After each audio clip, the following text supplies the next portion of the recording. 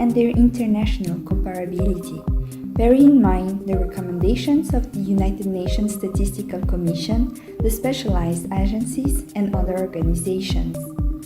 The mandates of the conference also include the promotion of international, regional, and bilateral cooperation between national offices and international and regional organizations, as well as the preparation of a biennial program of regional and international cooperation activities that, subject to the availability of resources, responds to the demands of the countries of the region. The Strategic Plan 2015-2025 of the conference establishes as main lines of action the institutional strengthening and leadership role of national statistical offices, the development of human resources and statistical production to ensure their quality, and regional and international coordination and cooperation for the development of official statistics in the region.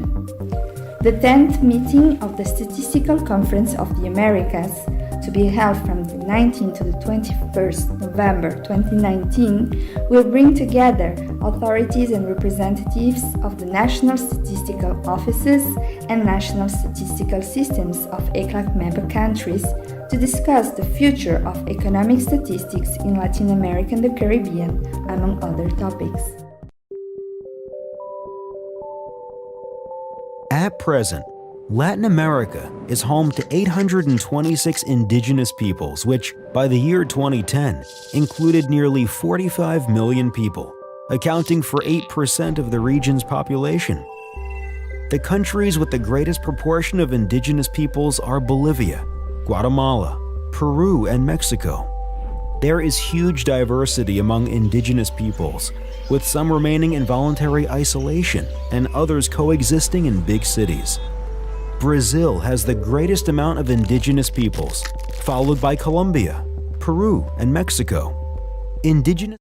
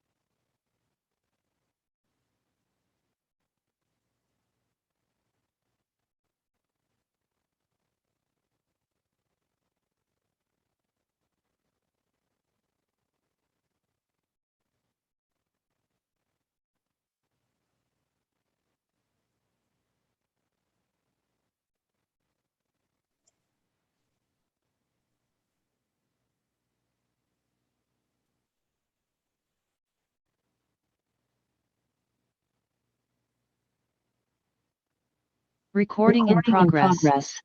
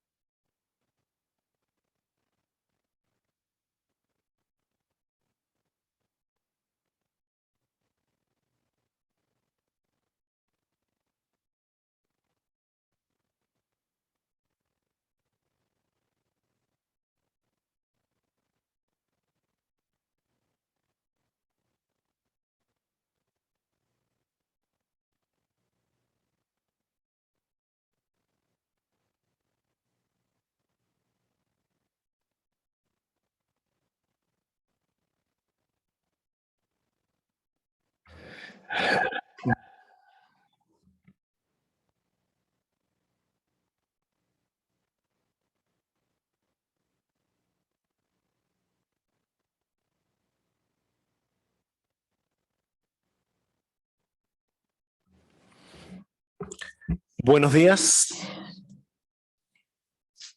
a todos y todas.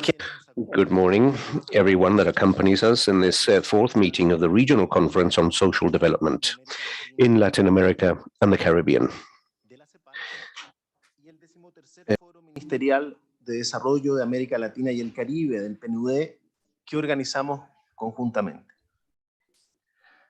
En nombre de ambas instituciones les damos la más cordial bienvenida a las autoridades de desarrollo social, colegas del Sistema de las Naciones Unidas y representantes de la sociedad civil. Para dar inicio a esta In ceremonia, order to begin this opening ceremony, I would like to welcome Mr. Dean Jonas, Minister of Social Transformation, Human Resource Development and the Blue Economy of Antigua and Barbuda. Likewise, I'd like to welcome Javier May, who is Minister for Welfare in Mexico, Luis Felipe López Calva, Regional Director for Latin America and the Caribbean of the UNDP, Alicia Bárcena, Executive Secretary of ECLAC, and we would also like to welcome Alberto Arenas, who is Director of the Social Development Division of ECLAC. now I invite the representative of the government of Antigua and Barbuda, Mr. Dean Jonas, Minister of Social Transformation, Human Resource Development and the Blue Economy. Mr. Jonas, you have the floor.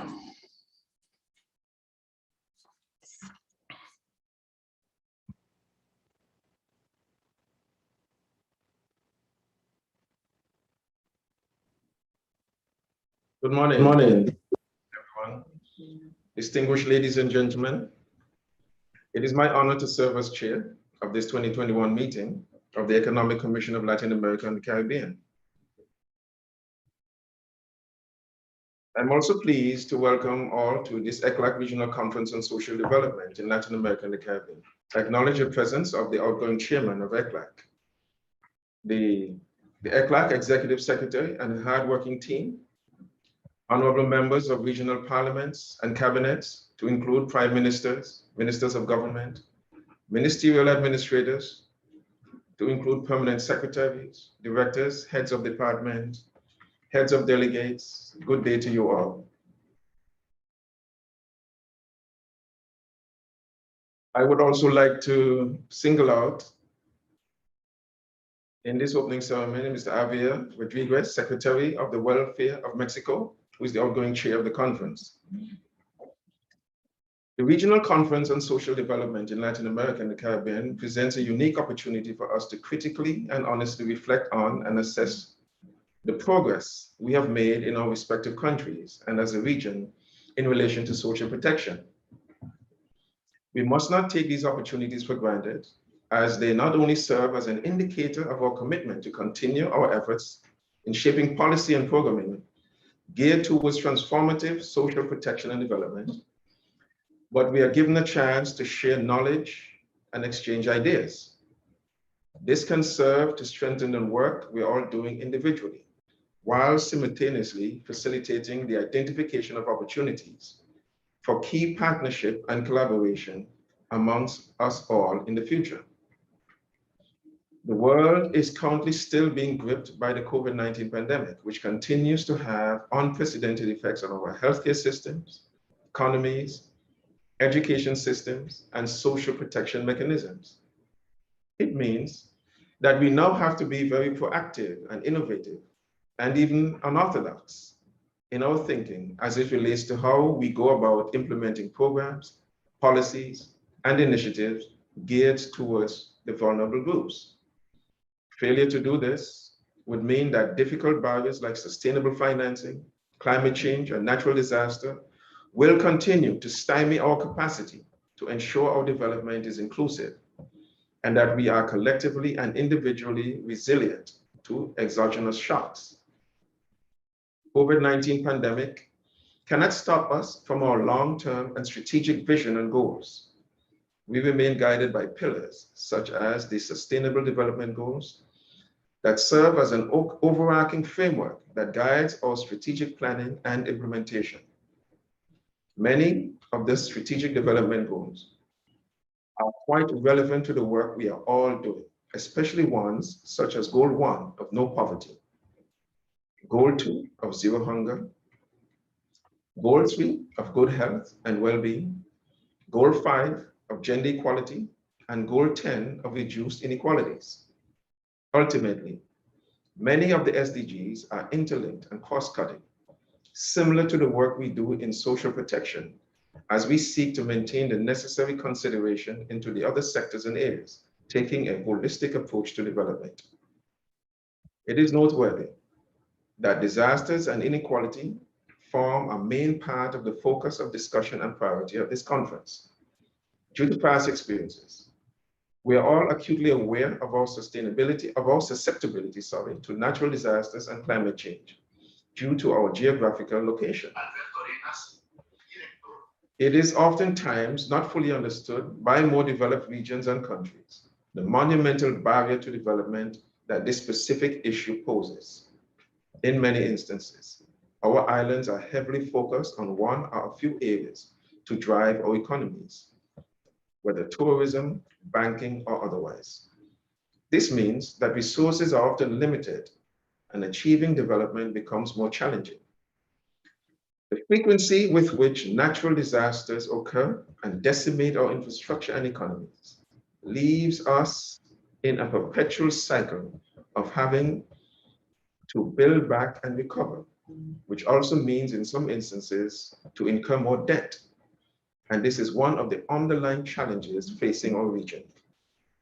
It is also imperative to highlight that although the more developed countries are many times the ones that are contributing significantly to the climate change and environmental degradation and crisis, it is us who feel the effects of it, which is multidimensional and long-term in nature. Moreover, I would like to take this opportunity to urge us to pay keen attention to the rising costs of goods and the level of inflation taking place globally.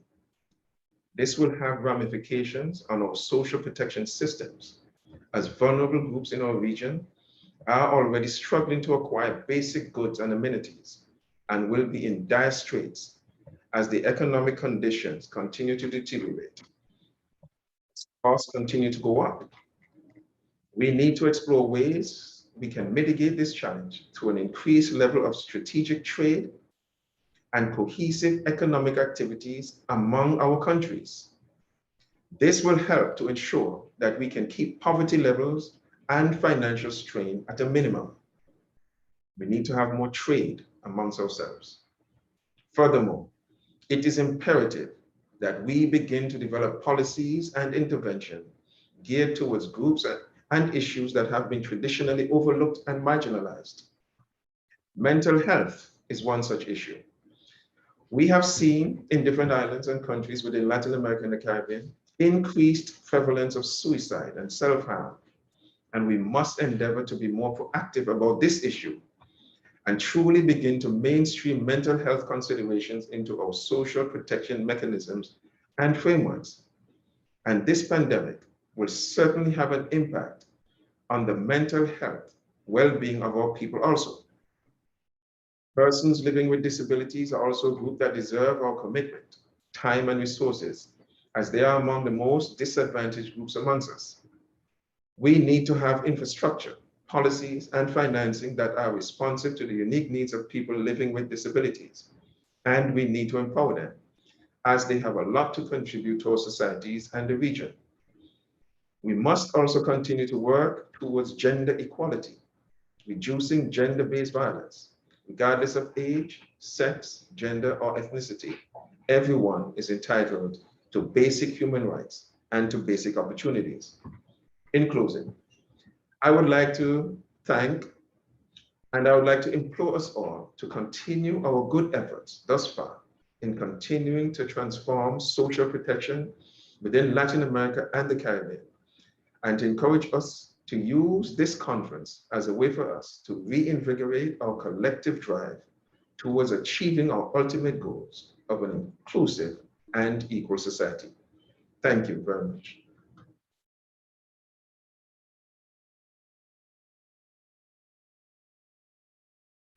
Thank you, Mr. Jonas, for your introductory remarks and for hosting this meeting. A continuación, tiene la palabra. I would like to offer the floor to the Secretary of Welfare of Mexico as chair of the conference during the 2019-2021 period. Minister Javier May, you have the floor, sir. Thank you. Dear Alicia Bárcena, Executive Secretary of ECLAC, Mr. Dean Jonas, Minister of Social Transformation, Human Resource and Development and the Blue Economy of Antigua and Barbuda, and Felipe Lopez Calva, Regional Director for Latin America and the Caribbean of UNDP.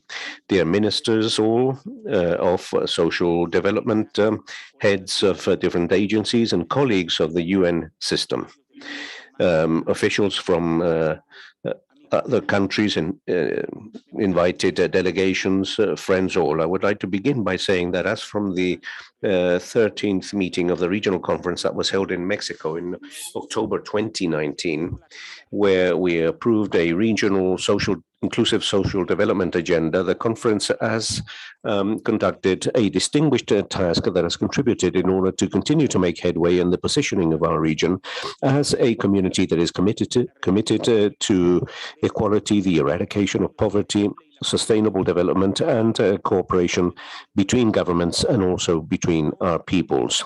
Today, Mexico's period as chair of the regional conference concludes, and together with the vice presidents of Barbados, Costa Rica, Ecuador, Virgin Islands, and Uruguay and Paraguay, were able to achieve two very important aspects. First of all, to make the regional agenda visible, and secondly, we added priority issues that impact us all vis-a-vis the urgent conditions imposed upon us by the pandemic, the process of vaccination, and above all, the care for those that have been most impacted, and I refer to the poor.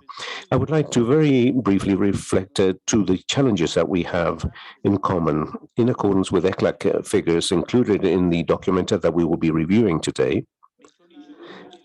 That refers literally the following. The impact of COVID-19 in the region involves almost 38 million people that have been infected, 1.3 million deaths, and a shrinking of the GDP which is very significant. The increase of unemployment, moderate increase of people in situation of poverty, increase of food unsafety, the loss of educational processes, and school dropout rates, among others. And I close quotes. Faced with this very complex outlook where we have to suggest new public policies as an important social investment, we would like to add the cost of natural and human disasters that have caused the suffering of thousands of people, especially in the Caribbean, but with occurrence throughout our region. That is why I believe that we can conduct a review of the regional agenda in the face of these new conditions. It is important for us to think about considering aspects that improve recovery with sustainable social policies that includes agile methods for the reconstruction of different territories, placing special emphasis on the lives of people. In other words, without leaving anyone outside and without leaving anyone behind. We all coincide in terms of stating that 2020 has been a year of tremendous challenges for our region.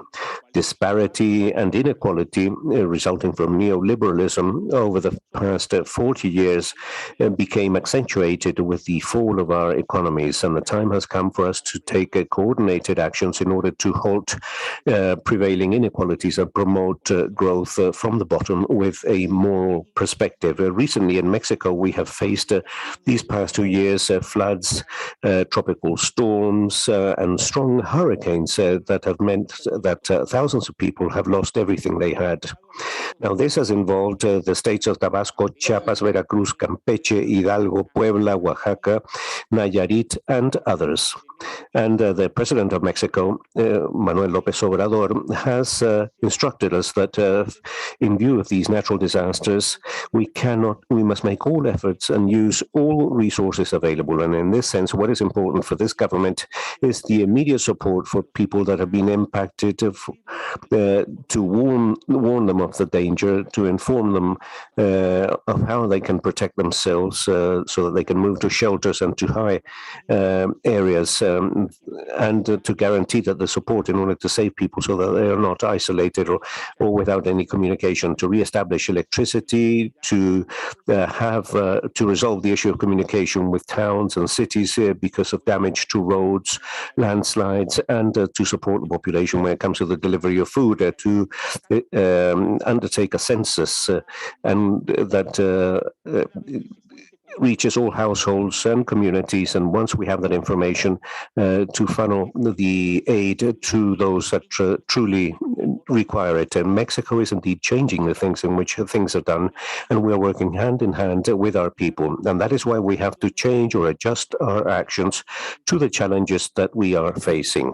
In that sense, I would like to highlight that President Manuel López Obrador has promoted as a strategy for action the coordinated action between government and different levels of authorities as an effective manner in which to tackle the emergency. And one example is the launching of the Fund Against Disasters and the impact of climate change in Latin America and the Caribbean that was formalized on September the 18th within CELAC, where countries aware of a common challenge act in a coordinated fashion. In view of that, Latin America, I believe, needs to review its development agenda because the critical aspects of social development are not static. And then we have the historical responsibility of tackling the causes of poverty, social emergencies, violence, marginality, and racism and injustice. Now, given these new conditions and the way in which we exercise public policy, it is important to promote a new vision and a new methodology in order to measure poverty, to make it less multidimensional and much more focused on people, on their families, and in the places in which they live. We could generate new indices in order to more accurately measure the reality of people, the positive impact of government actions, and changes in the living conditions of people. The concrete objective is to promote a humanistic conception of development where the achievement of social rights goes hand in hand with reaching happiness, and thus we could overcome the technocratic obsession of concentrating all our efforts on monitoring the progress in terms of the production and acquisition of goods. The new way of governing involves public policies that bet on the economic recovery, but do that rescuing our own cultures, strengthening the social cohesion of our peoples and their values. In consequence, Mexico wants to share its experience of the program Sembrando Vidas, which this year has created 450,000 employment in the poor, distant, and rural communities, and the planting of many millions of trees, increasing food safety and sharing knowledge in order to produce environmental sustainability.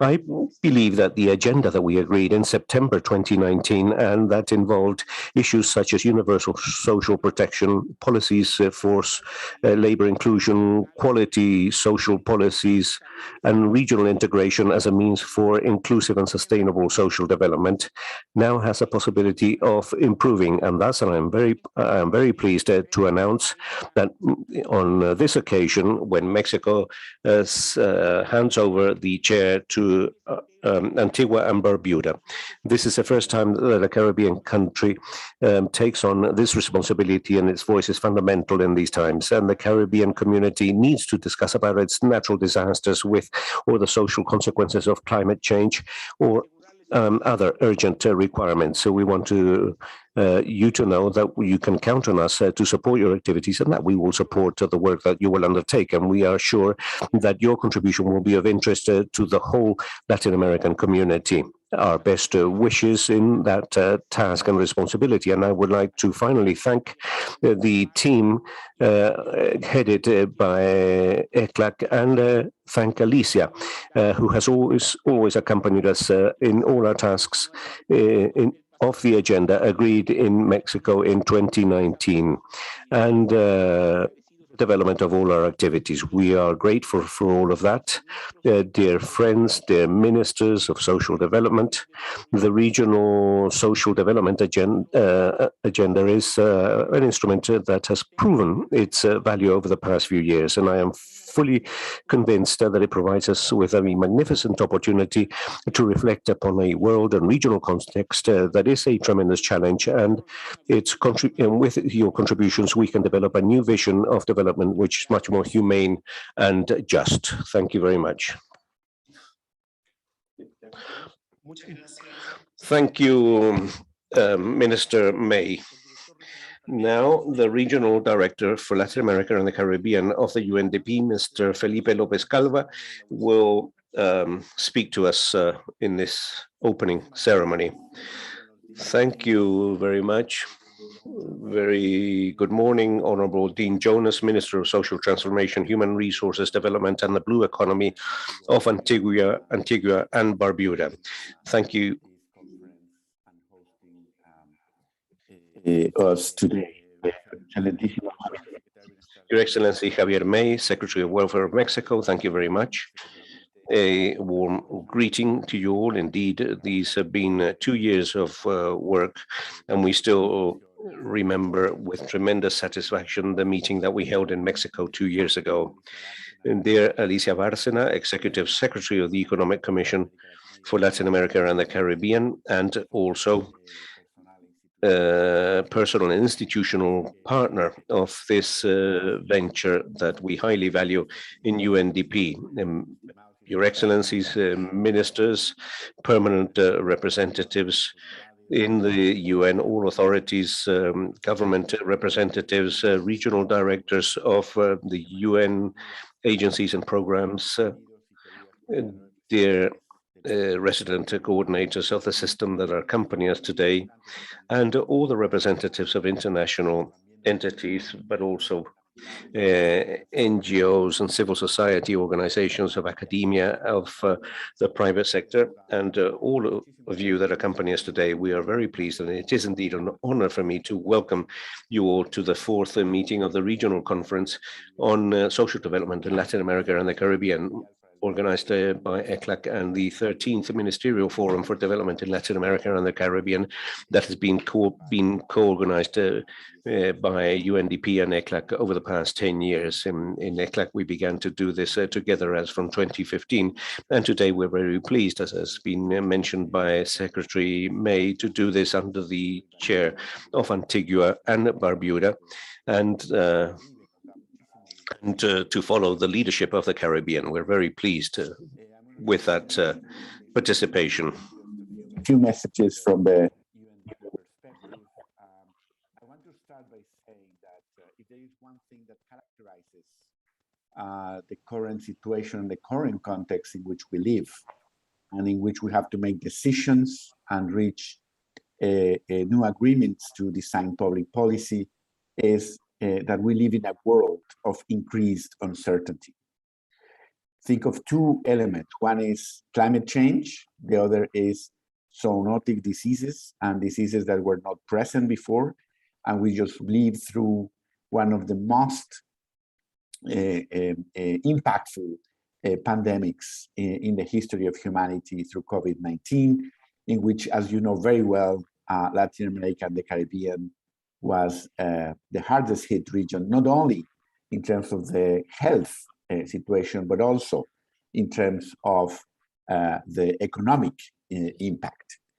So in this context of increased uncertainty, both the events that were previously unknown and are now present, and the likelihood that these events take place, and also the intense events like the ones we live through in the Caribbean, hurricanes, or in Central America, or earthquakes. In general, we live, and that's the first message, in a world of increased uncertainty. So we have to manage that uncertainty because it has an impact on the lives of people every day. So it is a challenge. And we have two elements here. One is, of course, our aspirational line of sight, which is the Sustainable Development Goals, more important than ever to start this process of rethinking policies towards the consolidation of our commitment to achieve the Sustainable Development Goals. I want to say that the second message is from UNDP perspective. As you know, we are UNDP for now 30 years. We have tried to, and sometimes very effectively, really shape the way we think about development globally. Our first Human Development Report in 1990 really changed the conversation about development. In 2010, we launched the first multidimensional poverty index with OFI, at Oxford University, and we really moved the conversation towards a different conceptualization of poverty. And recently, in 2020, we launched our Human Development Report on the Anthropocene, in which precisely we discuss these issues of managing uncertainty. So the third message, and with this I will close, is that the best, or one of the best instruments we have in our hands from the public policy perspective to reduce that uncertainty, to collectively manage risk and try to protect people, is social protection. The way in which we maximize the likelihood of good things happening and minimize the likelihood of negative things happening is through effective governance, and one of these instruments is precisely social protection. That is why we have called to rethink this social contract in the region, having as a backbone and a new way to approach social protection, one that involves universality, fiscal sustainability, friendliness to growth, and full inclusion, leaving no one behind. So as you know, we will have many conversations about this, and we will have a special session hosted by UNDP to discuss our proposal that comes from our recent Regional Human Development Report, in which we have very concrete ways to think about these ideas. Again, social protection that is universal, inclusive, growth-friendly, and fiscally sustainable.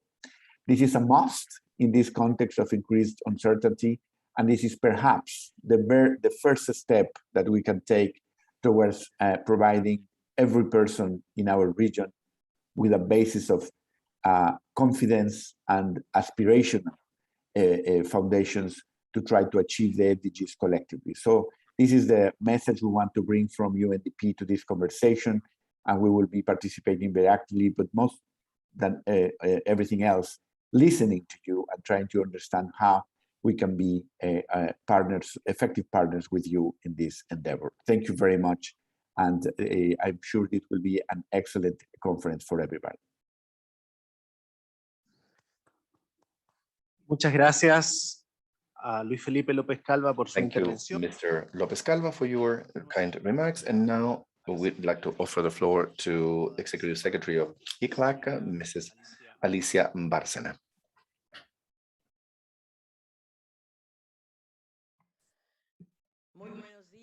Good morning. To everyone, I just want to greet especially Honorable Dean Jonas, Minister of Social Transformation, Human Resource Development and the Blue Economy of Antigua and Barbuda. It's a pleasure. It's the first time ever that the Caribbean country is chairing one of these regional conferences, and we feel very honored and very privileged. Honorable Javier May Rodriguez, Secretary of Welfare of Mexico, Luis Felipe López Calva, Regional Director for Latin America and the Caribbean of UNDP. And as he said, this is a conference that we share every year with UNDP, and it's really a pleasure to do it again with you. And we are looking forward to your panel tomorrow, of course. I would like to express to all of you ministers and high-level authorities of social development of the countries of Latin America and the Caribbean that, and distinguished representatives of the diplomatic corps, academia, and civil society, friends, colleagues, directors from the UN agencies, funds, and programs, and of course, to all the dear resident coordinators. Minister Dean Jonas and the team in the Ministry of Social Transformation, Human Resource Development, and the Blue Economy of Antigua and Barbuda, thank you for your leadership and dedication in organizing this fourth session of the Regional Conference on Social Development in Latin America and the Caribbean, which is also convening here, by the way, the 13th Ministerial Forum for Development that UNDP has carried out for many, many years. I'm pleased to welcome you all to this fourth session that we are celebrating virtually. Hopefully we will soon be able to be together. Allow me to turn to Spanish for a little while para decirles a todos y a todas que sean muy bienvenidos a esta cuarta conferencia. Welcome to the fourth session of Regional Conference on Social Development in Latin America and the Caribbean. I'd like to start by thanking Javier May, of the Secretary of Welfare of Mexico, for his collaboration that we have had over these years. Very hard, by the way, in which Mexico, with its tremendous leadership, has been in charge of the chairmanship of the conference, and also, which 2 years ago precisely, the regional social development agenda was adopted. I'd like to thank his teams and you especially, dear Javier, for all of the support you have provided us. I'd like to also recognize the members of the regional conference, thanking you for your active involvement to be able to implement and to start the implementation of the regional agenda, and to all the representatives of civil society that even yesterday held a very fruitful meeting, because your active participation in all activities that have been taking place in these last 2 years. Dear friends, the coronavirus disease has left us with has our society and a whole scarred. Virtually overnight, we were forced to cut ourselves off from our loved ones to avoid contracting the virus that has ravaged Latin America and the Caribbean. As the Secretary May said, the last 2 years, we have had to mourn the death of close to 1.5 million people and seen over 43 million of its inhabitants infected. In Latin America and the Caribbean, millions have lived in anguish and worry over their chances of survival. Our health professionals have fought long hours under conditions beyond the imaginable to save lives. Uh, While 2021, we have received encouraging news because we have availability of the different vaccines to fight the pandemic. But we also observe a profound inequality in access to vaccines, an unacceptable asymmetry between the North and the global South, and also in our own region that has caused our urgent call to promote international cooperation mechanisms that and also regional mechanisms that could expedite immunization. There can be no winner in this race. We must all reach the finish line together, leaving no one behind. The pandemic has become a multi-dimensional disaster. What began as a health crisis quickly morphed into an economic and social crisis of major proportions, triggering the worst crisis in the last 100 years in terms of drop of the GDP. Vulnerable populations that have had to carry the burden, especially women, children, adolescents, young people, indigenous populations, and people of African descent who have been hit the hardest, and also people with disabilities. However, this biological disaster is not the only cause for concern in a region whose inequalities have laid bare the significant and persistent challenges related to poverty, inequality, slow growth, unemployment, migration, and food and nutrition insecurity. Disasters of geological or hydrometeorological origin and the effects of climate change are also a key area of concern in Latin America and the Caribbean that create huge uncertainty. This fourth session, therefore, of the Regional Conference on Social Development is taking place against a backdrop of widespread disasters such as droughts, which are having severe consequences in the Central American dry corridor, the Paraná Basin, and the South Cone, and a hurricane season that has brought devastation to the Caribbean, together with volcanic eruptions and earthquakes. Just recently, the Intergovernmental Panel on Climate Change, IPCC, reported that stopping global warming is beyond reach, but that every effort must be made to slow it down. Global warming is now a reality. It is no longer one of the possible scenarios that scientists had forecasted decades ago, and this will have a direct impact on climate change.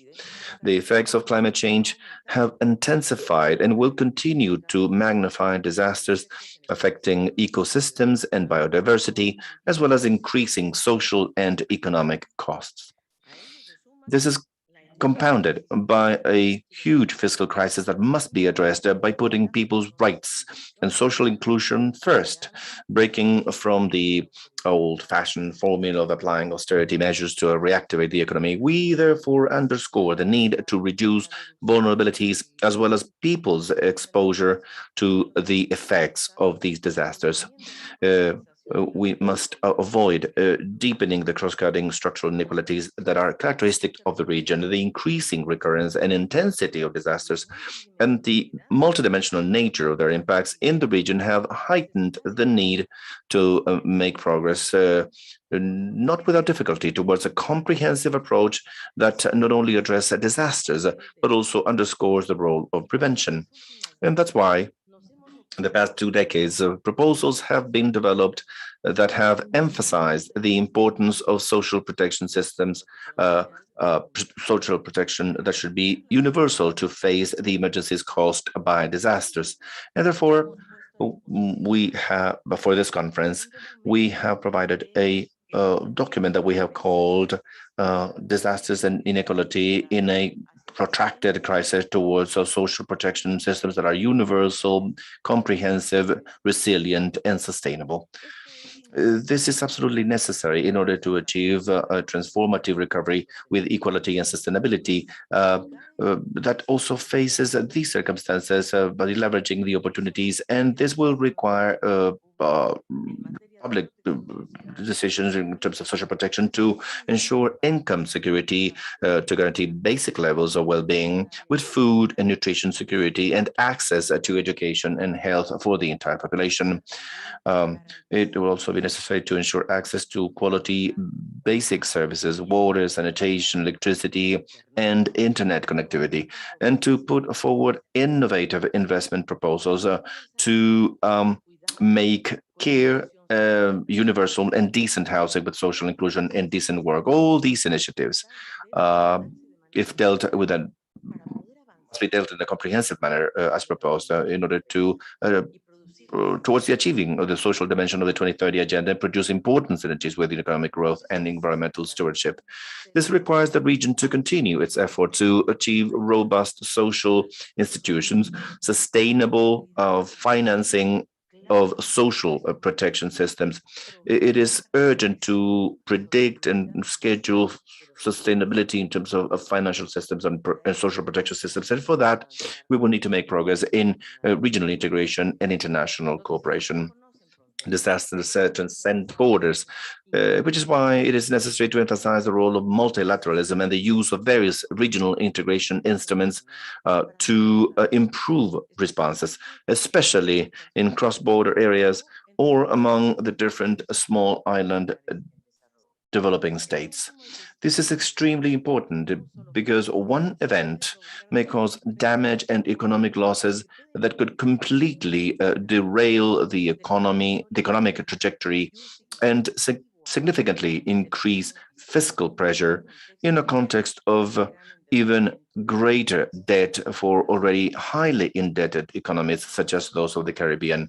Disasters are not the only obstacle to social inclusion in the region. Rather, they are part of a set of historical and new challenges that require effective, efficient, and sustainable social policies. COVID-19 has brought to the forefront the importance of developing inclusive, resilient, and sustainable social protection systems that leave no one behind and that provide the population and the institutions responsible for them with the tools to better address the impacts of these phenomena with foresight and response capacity and anticipation capacity. Against this backdrop, this may be the last opportunity to overcome this challenge at a time when we have exceeded planetary boundaries and when the social dimension becomes a critical and also viable means of reducing these impacts. This will not be possible if we do not advance social and fiscal compacts that help us to solidify universal, comprehensive, sustainable, and resilient social protection systems. So social compacts to foster the culture of equality and give way to transformative structural and political reforms with a focus on rights to achieve a care society of cohesion, equal involving men and women with cohesion, with the same type of treatment, with recognition of rights and participation as a permanent part of a democratic culture. Fiscal governance to fund social investment with sustainability, with progressive tax policies that generate revenue from those, of course, who concentrate the most wealth. The lessons learned during the COVID-19 pandemic could transform this crisis into the last opportunity to align policies in order to achieve the sustainable development goals. And in this context is that this position paper that I will introduce soon is intended to serve as a catalyst for discussion and an invitation to decision makers to analyze innovative social policy alternatives in the region. And let me tell you, why is this so important? And why are we organizing this conference precisely in the Caribbean? Because the vulnerability of the Caribbean to recurring disasters and their systemic impacts has motivated our particular interest in ensuring that this session of the regional conference was hosted by Antigua and Barbuda, the first Caribbean country to chair this space for collaboration between the ministries of social development in the region. This is an ideal location to amplify the voice of the Caribbean, its specificities, challenges, and lessons learned. We in ECLAC have called for the Caribbean first, placing it at the center of development in the region. Without the restrictions, the limits, and the borders owing to the pandemic, this session we are opening today would have allowed us to meet in person in the heart of the Caribbean in Antigua and Barbuda.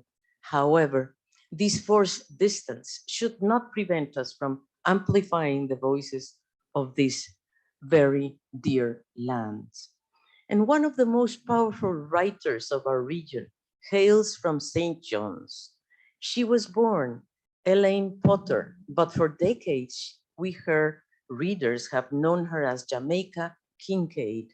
And she said, and I quote, "History is full of great events. When the great events are said and done, there will always be someone, a little person, unhappy, dissatisfied, discontented, not at home in her own skin, ready to stir up a whole new set of great events."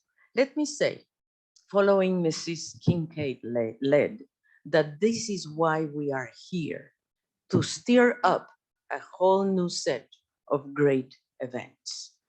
Dear friends and colleagues, we have ahead of us 3 days of discussion that will move us closer to a joint work plan in a crucial contest. It is up to us to write the history of a post-pandemic economic recovery. So let us redouble our efforts to ensure that this recovery is transformative, that it bears in mind equality and sustainability, that breaks away from the historical trajectory of the continent where the costs are borne by the most vulnerable, especially children and adolescents. I thank you so much and wish you great success.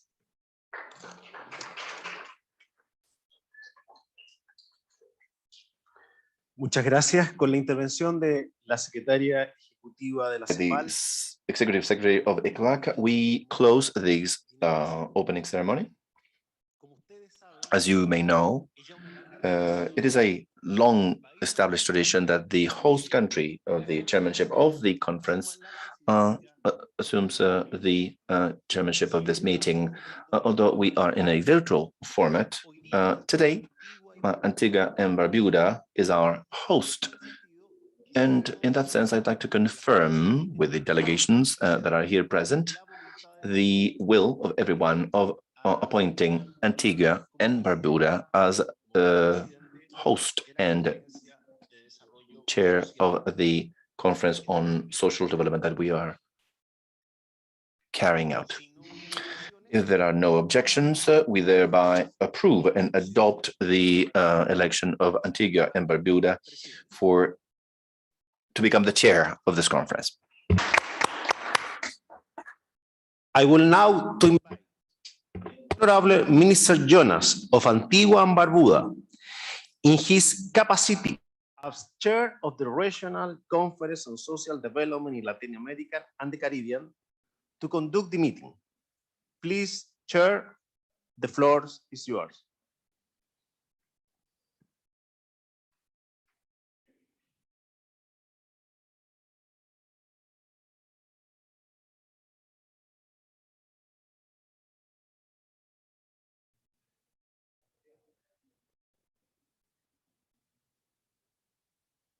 You are mute.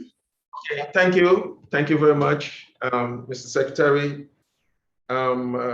At this point in time, I really appreciate the fact that you have appointed Antigua and Barbuda, and we wholeheartedly accept this responsibility.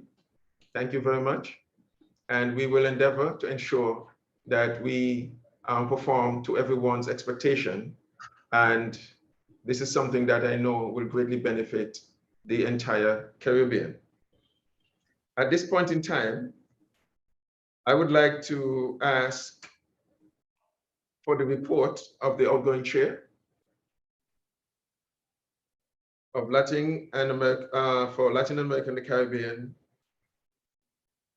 I believe that this would be Ms.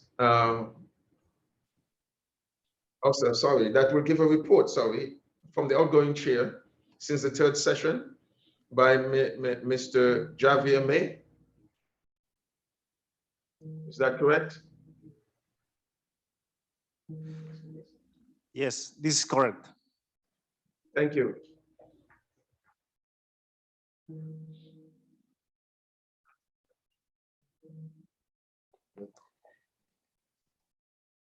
Corresponde entonces la intervención de don Javier May. Mr. Javier May will introduce the report of the outgoing chair.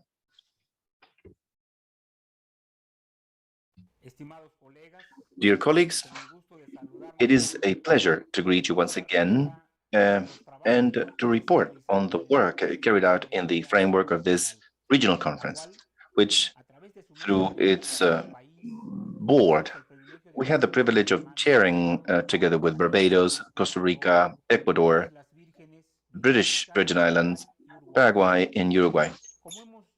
As we have already pointed out, the conference focused its efforts on promoting regional international cooperation and also analyzing and strengthening national social development policies, always with the main objective in mind of achieving the well-being of the poorest people. Therefore, during the third meeting of the regional conference held in Mexico City, the regional agenda for inclusive social development was presented and approved, which was used as an instrument for advancing in the implementation of the social dimension of sustainable development and the 2030 agenda. The main focus of this regional agenda was to address structural inequalities and new challenges with a rights-based gender equality perspective, always taking into account the life cycle of individuals. To follow up on these efforts, thematic working groups were organized to address issues such as social protection systems, social and labor inclusion policies, cooperation, and regional integration. The conference was undoubtedly a space for dialogue, discussion, and contribution from different perspectives, the way in which social development policies would have an impact on this new social context, especially the one derived from the pandemic. Therefore, in order to be able to discuss about the role that the ministries of social development of the region would adopt, two extraordinary meetings were held, where the different experiences of each country that each country were having to address the pandemic and its effects on the most vulnerable population were gathered. To this end, the virtual meeting role of the Ministries of Social Development in the face of the COVID-19 pandemic was held with the objective of sharing experiences on how the Ministries of Social Development were dealing with the world crisis and especially in the region caused by the pandemic. At this meeting, various strategies implemented in the region to face the health, economic, and social crisis due to the confinement and closure of productive activities were shared. As a result of these meetings, the conclusion was that the policies and strategies to be implemented should prioritize attention to vulnerable groups, that is to say, the elderly population, people with disabilities, children and adolescents, as well as indigenous peoples, as well as people living in poverty, guaranteeing them full access to health, food, and psychosocial support in order to mitigate the effects of the health emergency.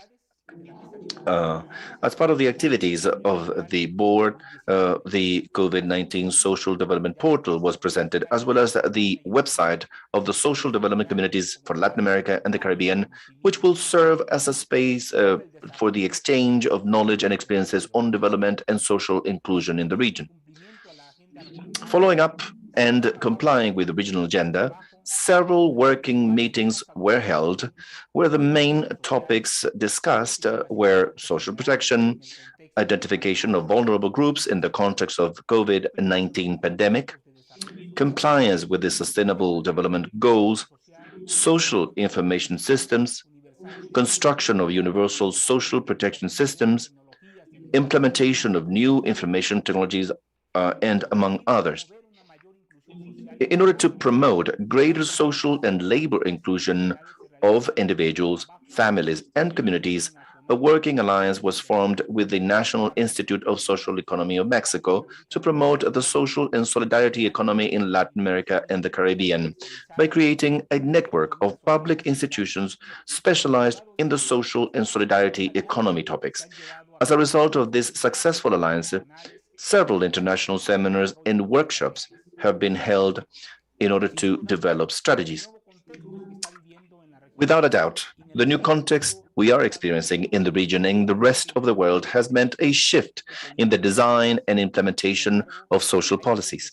However, there is something that has always been clear in the region, that there can be no development if the poorest people are left in oblivion. This is why, as heads of the Ministries of Social Development, we have an enormous task to promote a new vision with rights-based policies, with a focus on justice, but above all, we must ensure that our actions promote a state of well-being where our families can live full lives. I'd like to thank the ECLAC authorities for trusting Mexico to guide the work of the presiding officers over these last 2 years. I also thank my colleagues who headed each of the vice presidencies of this board and who made it possible to create a space for dialogue and regional cooperation, which will undoubtedly set an important tone for the work to be carried out within the framework of this regional conference. Now, to say goodbye, and in the spirit of opening the space for reflection in the future, I will leave a very brief video on the new way of assisting people in the context of natural emergencies in Mexico. Thank you very much, and all the best in the development of the conference work.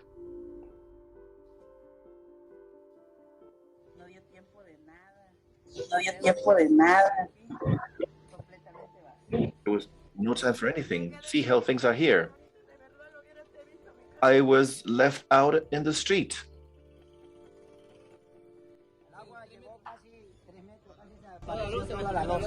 Water soared up to 3 meters. People lost everything. Nobody could save themselves here.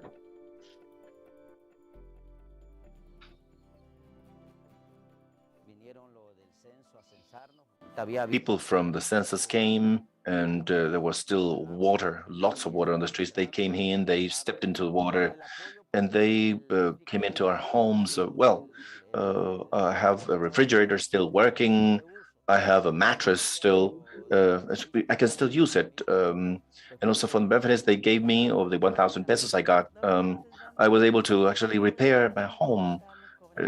They ran the census on Monday, and today we were able to get some money. After a few days, they also provided us with some household items. They gave us some cookware, heater, a blender, a mattress, a refrigerator. I was able to repair my home. That part was, with the 1,000 pesos I got, I was able to repair my home. Well, this is my land where we are starting all over again. After the major flood we experienced, and even so, even in spite of all that, we're still going forward. There's not a family, there's not an individual or a housewife or a family that can say that they didn't get anything, or that they can say that they didn't get help. But we all received help, all of us.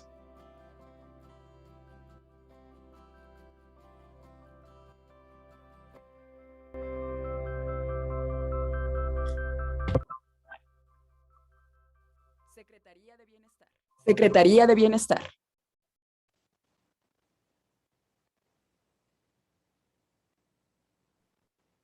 Thank you very much. And I would also like to, I'm getting some feedback, but I'd like to also thank Mr. Chafia May from the Secretary of Welfare of Mexico for his presentation. Very good presentation. Thank you very much. At this point in time, we have a presentation of the document on disasters and inequality in a protracted crisis toward universal, comprehensive, resilient, and sustainable social protection systems in Latin America and the Caribbean. And this will be presented to us by Ms. Alicia Barcina, Executive Secretary of ECLAC. Ms. Barcina. Thank you very much, Minister, and it's a pleasure to present to you this report, which I'm going to do in Spanish, but of course, I hope everybody has it in English. Entonces, voy a hablar de un documento que lo que hace es vincular los sistemas de protección social con efectivamente, con la importancia de ir creando instituciones resilientes y sostenibles. Así es de que paso pues a hacer esta presentación en donde lo que queremos destacar es que where what we want to highlight is indeed this crucial link between social protection and risk management, because the pandemic has evidenced undoubtedly the vulnerability of the population vis-a-vis loss of revenues. And it is true that countries have applied emergency measures, adapting and supplementing pre-existing cash transfers. And we will have a look at this because the document deals with this. And it is also true that natural disasters have magnified the impacts of COVID-19, and especially in the Caribbean. And the long-lasting crisis as a result of the pandemic, undoubtedly so, and we're fully convinced of this, opens up a window of opportunity in order to link social protection systems with policies to manage the risk of disasters. But for that, we need to tackle the double resiliency of social protection, which invests in prevention, but also in universal access to basic services. And that ensures the double social inclusion that we have referred to in ECLAC in the past. And we refer to income, to revenues, and access to formal work, and an outlook of social protection based on rights and a rights perspective that includes a wide-ranging system of cares, but that also requires a fiscal and social agreements in order to achieve the financial sustainability of a universal social protection. And something that I also feel is tremendously important in our region is to strengthen intra-regional cooperation. And we will mention some instruments that today are essential in order to bridge global lack of symmetries faced with a weakened multilateralism. We face a long-lasting health crisis that has increased global asymmetries in terms of vaccines, wealth, and financing, and magnified with the structural differences of health systems, for example, in Latin America and the Caribbean. And we also face the paradox of recovery in 2021, because indeed there is a rebound, a growth in 2021 of 5.9%, but with very little genuine growth, growth which is neither inclusive nor transformational. And therefore, we are concerned with the fact that poverty, inequality, informality, and unemployment have increased. And this will persist, will continue to exist for many years. And thus, it will require the continuity of government support and policies. And on the other hand, we urgently require our countries to evidence strategies of transformational recovery in order to attract investment that is also aligned with these purposes of equality and sustainability, and that also take on board, of course, the tremendous social discontent that exists today in all our region, and the uncertainty that was adequately mentioned by Luis Felipe Gomez Calvo. The report involves 5 chapters that we have built on the lessons, or upon the lessons that of the COVID-19, this sanitary disaster. Secondly, we also mention the response of governments, the response that governments have introduced in the light of the regional agenda on inclusive social development. We believe that the response has been speedy but insufficient.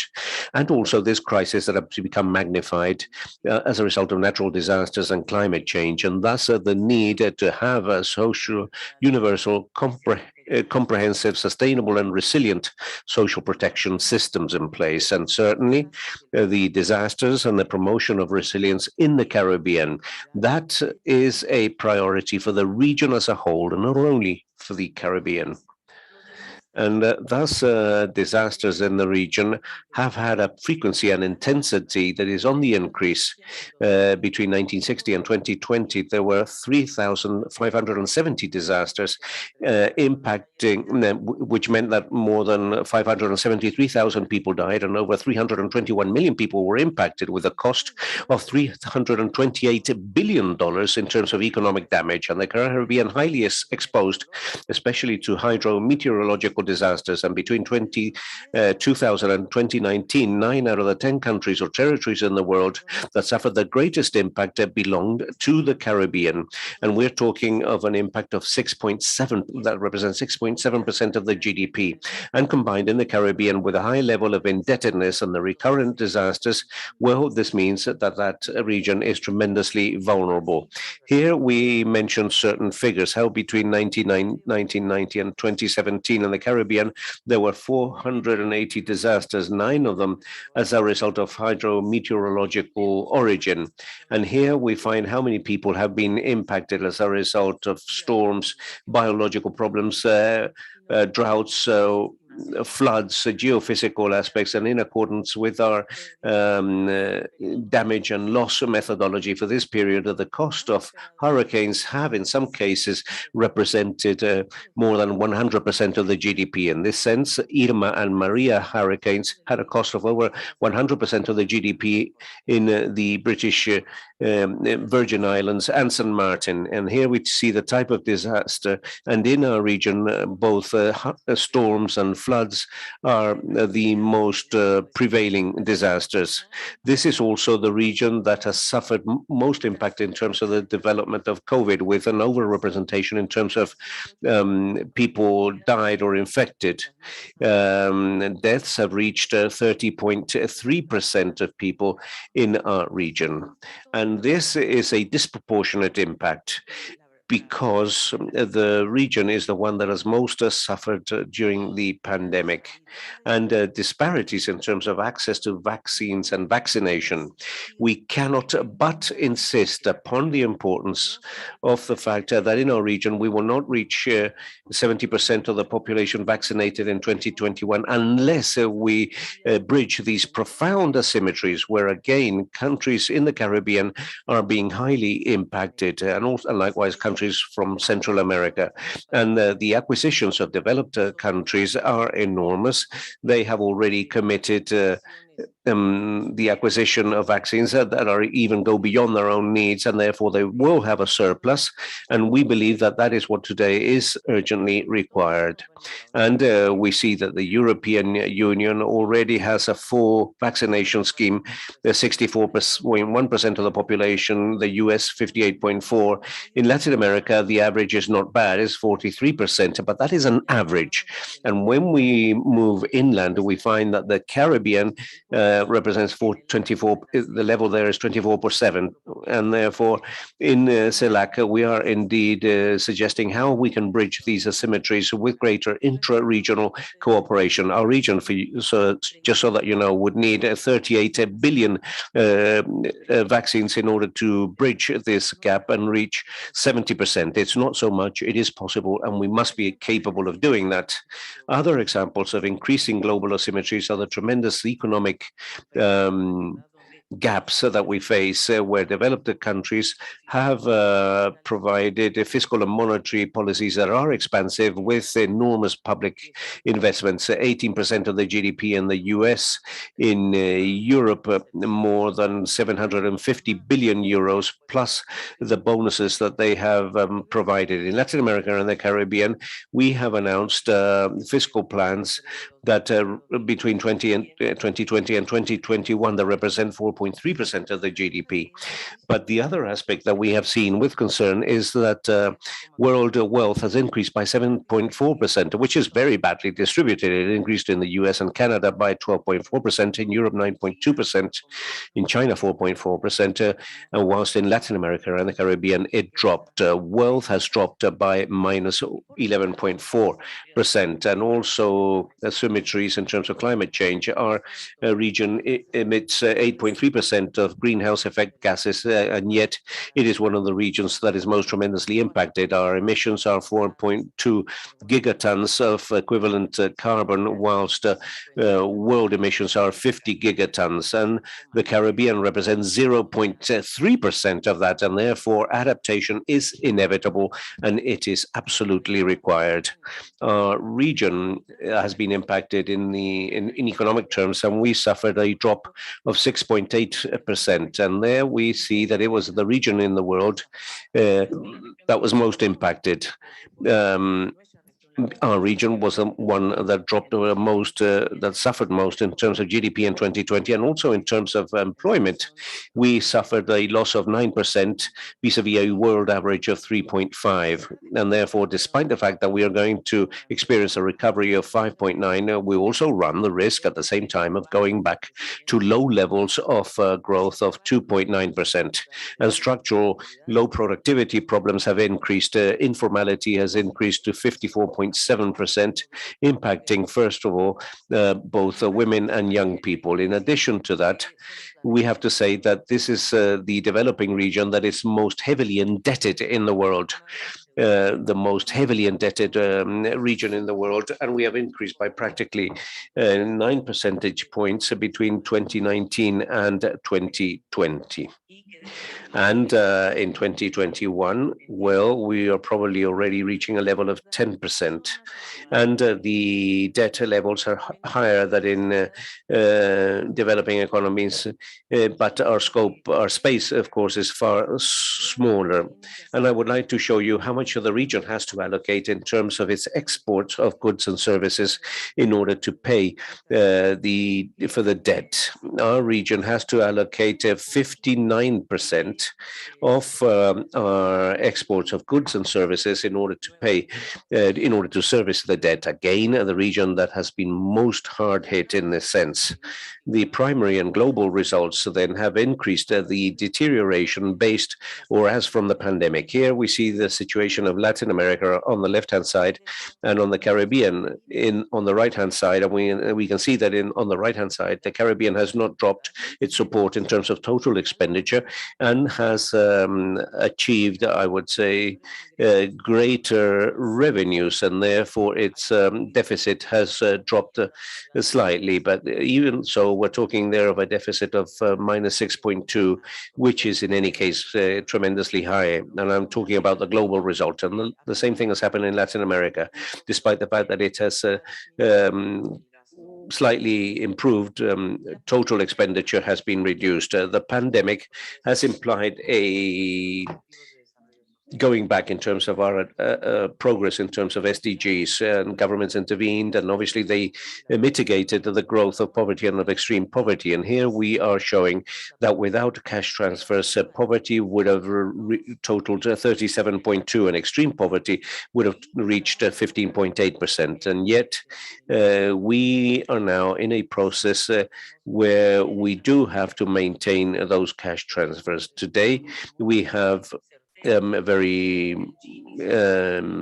precise information. Gini has increased by 2.9%, and also 1 out of every 3 Latin Americans does not have sufficient revenues in order to satisfy their basic needs. We find that 22 million people fell into a situation of poverty during 2020, and today we total 209 million people that are in poverty, and 78 million people living in situations of extreme poverty, and therefore maintaining these types of supports is one of the suggestions made by this document. And the most highly impacted, well, the young, as a result of high level of informal employment, and women. In terms of young, that reaches 58.5%, whilst the rest is in 54.7. Young people are hardly hit with 68.5, and likewise women, because we have gone back to the levels of 2008 in terms of the share of women in the labor market. Women are no longer looking for employment because they have gone back to their care tasks. And the other aspect which we feel is of great concern is the vulnerability of the middle class. There is a significant drop in revenues, and we see here that between 2002 and 2021 and 2019, that has increased to 41.2%. In other words, we were making headway, but the pandemic has resulted in the fact that 28 million people have become now have become of a low social class. 3 million fell into the situation of poverty or extreme poverty, and 25 million have gone back to the low non-poor level. And therefore, in addition to that, in the lower levels, there is a very small coverage of social protection, and labor informality increases the vulnerability of these middle classes. And in this continuing to 2021, we have projected that 79% of the population will have revenues below the 3 lines of poverty. And that is tremendously high. We're talking here of 80% practically of our region's population. In addition to that, the pandemic has also strongly impacted inequality. We find that there is a break in our trajectory. We have been reducing our inequality since 2002 and up to 2019, but this trajectory, this trend changed. The Gini coefficient increased again in 2020, and that means that we must think again our social and fiscal agreements in order to introduce redistribution policies in the government. Several countries introduced non-contribution emergency measures. In other words, countries have responded with and they have provided several support measures, cash transfers. Several countries, 29 countries with 85 measures. You can see that in the graph here. And here you can find the whole range of programs that have been implemented in the region and in the documents. These are outlined in detail, but the idea has been to support most vulnerable households in order to face up to their reduction of revenues with new programs or with modification of existing programs. And cash transfers were a fast and effective means because it was done based on what was already in existence after 2 decades of cash transfers. And therefore, it was a little bit easier. And in fact, we were even able to make progress in terms of introducing people into the banking system and into the financial system. Not enough, but it was important. And now these measures have been very important because otherwise poverty would be far greater, as we saw in the previous slide. Other measures that we feel are absolutely fundamental is unemployment insurance that was used by many countries, and this also implied significant increases in coverage and in amounts. I would like to highlight here that Barbados, Chile, Uruguay have evidenced a significant increase in terms of their levels of beneficiaries. In Argentina, the trend was maintained. Chile, Mexico, and Peru also enabled the withdrawal of pension funds and their individual capitalization pension accounts, and this increased this capacity. And to a large extent, the growth that we find in 2021 of 5.9% refers to a support that was given to aggregate demand. In other words, to private consumption. And these measures, of course, have meant a significant increase in coverage. But the concern is that fiscal efforts are dropping. And if we compare then the measures in light blue of March to December 2020, or the measures between 19th of March and 2020 to June 2021 in green, and we see where we are in dark blue, where we are present in represented in dark blue, we'll find that there has been a drop in terms of the percentage of the total population that is being benefited. And therefore, during the pandemic, we reached practically 60% of the population, 3/4 of Latin Americans, 2/5 of Caribbeans. But between January and June 2021, this is dropping very significantly. And that, of course, is a concern. The measures that have been achieved were tremendously big. In 19, you can see the figures there, and you can see that by 2021, these commitments have dropped to 21 billion. It is true that activities, economic activities have begun to operate again, but not enough to effectively support the most vulnerable families. And therefore, we believe that there is a high risk in terms of poverty rates and extreme poverty rates if this drop in terms of expenditure commitments is done so drastically. From 90 billion to 21 billion, yes, there is a tremendous difference there. Countries reacted to these measures, but social protection systems were not poised to cater for a crisis of this magnitude. And therefore, urgent innovations in terms of regulatory and operational changes in terms of the systems to record and select beneficiaries. This is what countries had to face and had to innovate. They had to innovate delivery systems with electronic payment systems because that was needed, the adjustment of processes, protocols, and so on, and the suspension of conditionalities. That was another innovation that was achieved. The use of various data sources in order to guide interventions and greater articulation between the private and public sector with civil society. We face many challenges. One of them is the digital inclusion. We have 76 billion homes with inadequate connection to internet, and we also know that we have gaps in skills, especially among the older population. And there is also a significant increase in the demand for social protection of a different nature, but greater demand. And we also have tremendous institutional limitations, operational limitations, and also financial limitations. And so how can we face up to a multi-dimensional crisis and promote resilience, especially in the Caribbean?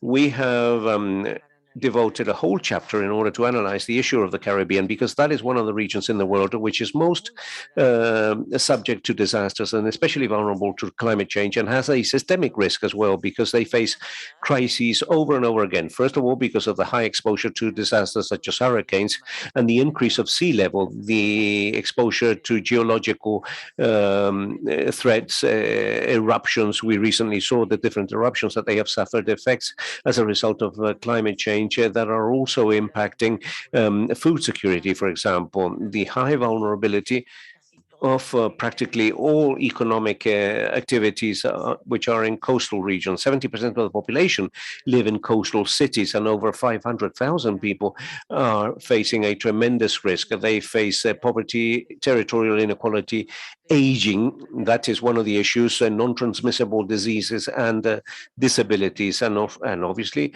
a high level of indebtedness. The Caribbean has an debt level that represents 86.8% of the GDP in March 2021, and a tremendous reduction in direct foreign investment, which undoubtedly has strongly impacted, especially the tourism sector. And indeed, we have been asked, and UNDP and ourselves are working on this, we have been asked to set up a multidimensional vulnerability index, especially relevant to small island states. Now, what innovations do we find in terms of cooperation? Well, the Caribbean itself has the Caribbean Agency for the Management of Emergencies as a result of disasters, SEDIMA, which is a very good example of good practices in order to support critical areas, and in a convergence so that we can make advance towards resilience. So the generation of alliances, early warning of climate change. They have the Center for Climate Change of the Caribbean Community and the Meteorology and Hydrology Institute of the Caribbean. And they also have parametric insurance policies so that whenever a disaster takes place, access can be facilitated to liquidity in the short term. And there they have the Caribbean Catastrophe Risk Insurance Facility, which enables, well, this is facility segregated portfolio company. These are very concrete tools that the Caribbean has developed, and the initiative for Caribbean geospatial development, which is CariGeo, is a key planning instrument, and we are supporting, and we want to support you even more in terms of our platform, ECLAC Stat, which is an interface between geography and statistical data. So what is it that we do faced with this multidimensional crisis? How do we strengthen social protection systems faced with this constant and increasing threat to welfare? First of all, social protection. That is the key to this policy. We need to have social protection, and that universal social protection enables us to tackle impacts generated by disasters and also faced as a result of internal shocks, because we will find an increase in the intensity and frequency of disasters. There are scarce mitigation and adaptation policies in place, and this is one of the issues that will be discussed in COP26, how to provide greater support to adaptation, and so that the most vulnerable communities with fewer resources, other ones that should be supported in order to develop resilience and adaptation measures. For that, we need a public policy that articulates social protection with disaster management. And we believe that the regional social development agenda of the region is precisely taking that and pointing in that direction. We have international instruments such as the 2030 Agenda, especially its 15131 SDGs. So we have the Paris Agreement that has to connect these topics and strengthen adaptation, which is what this region is fighting for so much. And undoubtedly, we have the Sendai framework, which considers investment on reversing the disaster risk in order to strengthen resilience and also social protection policies. So that is to say, 3 international instruments that intend to close these gaps and asymmetries and to cater jointly to social protection and disaster management and prevention. But we need a multi-sectorial approach in order to address this problem, because we do have 2 or 3 sets of problems. One set is the social conditions that can be reverted, that can be reversed. Poverty, inequality, food insecurity, we can do it. Mankind can do it. Mortality, morbidity, lack of access to services, the loss of jobs, the damage to infrastructure and housing, the interruption of production chains, migration. These are topics that can be reversed. But on the right, well, we've gone through already some critical thresholds. They cannot be reversed. For example, the disturbance of reproductive cycles of vegetal and animal species, the mortality of species that are at the brink of extinction, zoonotic contagions because of contact with the human beings. We have gone through critical thresholds because of lack of forestation, acidity in seas and the ground, because of the thawing of glaciers and permafrost, salinity and soil erosion. So the disaster cycle in reality takes us to a converging spiral that may generate a converging spiral that may be even positive if we were able to reverse and prevent in time. And for that, we need to do ex ante work during and after, before, during, and after, but especially to invest before, to anticipate it in order to reduce the later damage. And for that, we need early warning instruments, foresight in scenarios, and not only the reactive approach, which increases losses and costs and impacts. So social protection is a very important aspect, and it's part of the policy in order to address disasters and precisely to articulate and to supplement. And most of all, to build social and economic resilience.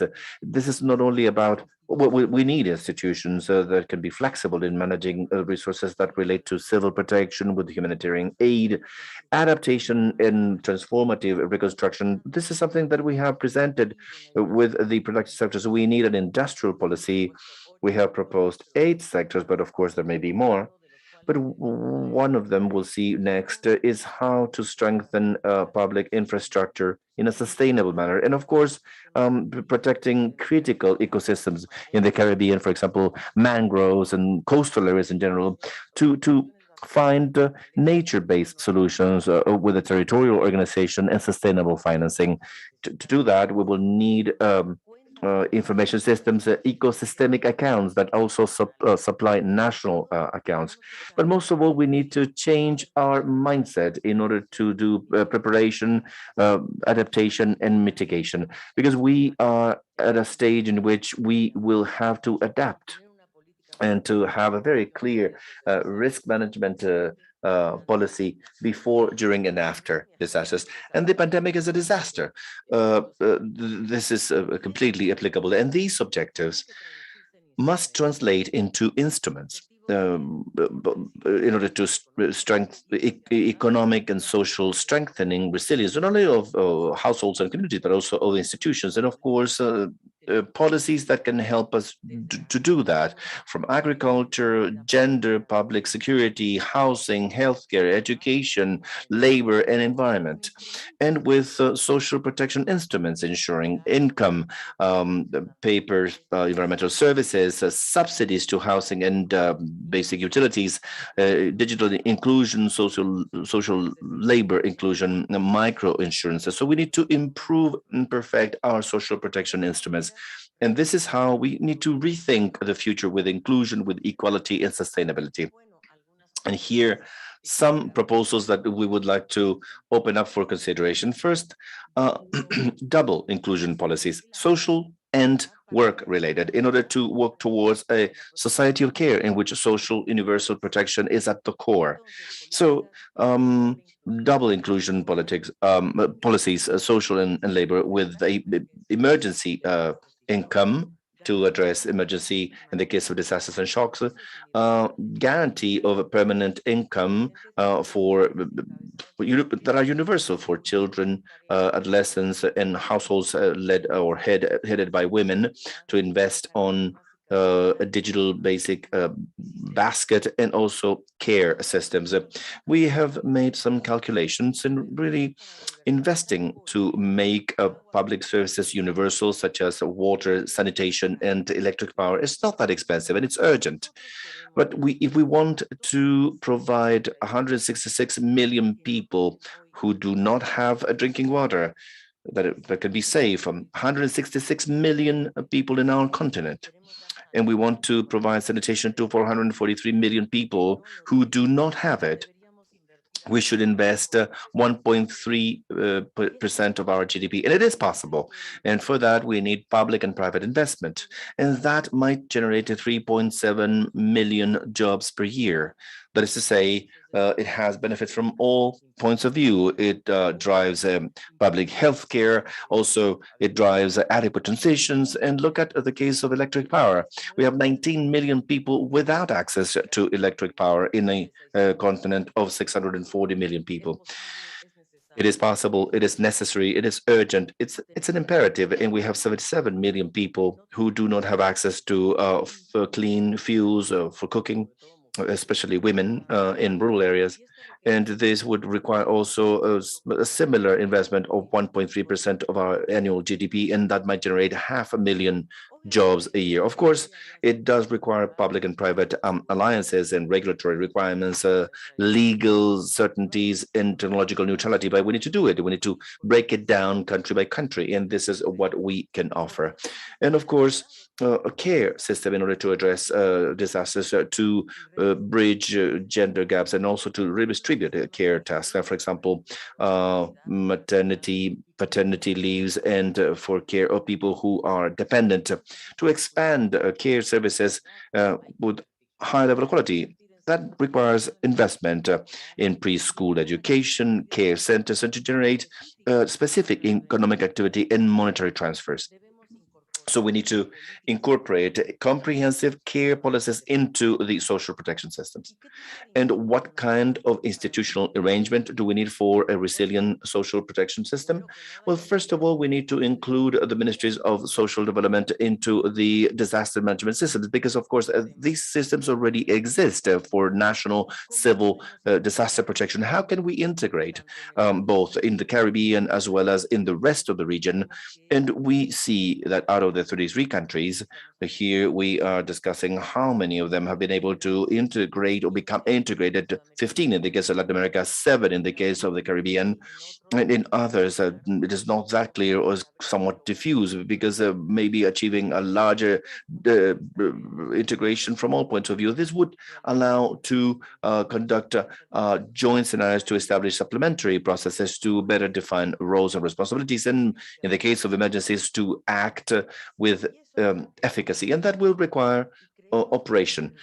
And I believe among you, the ministers of social development, there are significant tasks that you can accomplish in order to strengthen cooperation, international and within the region, by having professional teams, looking at the intersectorial cooperation models that exist in each country, how cooperation between civil protection, disaster protection, and the information systems has evolved, and to promote regional public goods, observatories, databases about best practices, methodologies, and to also strengthen sub-regional agreements. We believe we have made significant progress with response services and protocols at Mercosur, CARICOM, CELAC, SICA, the Pacific Alliance, and the Andean community, and to strengthen these cooperation spaces.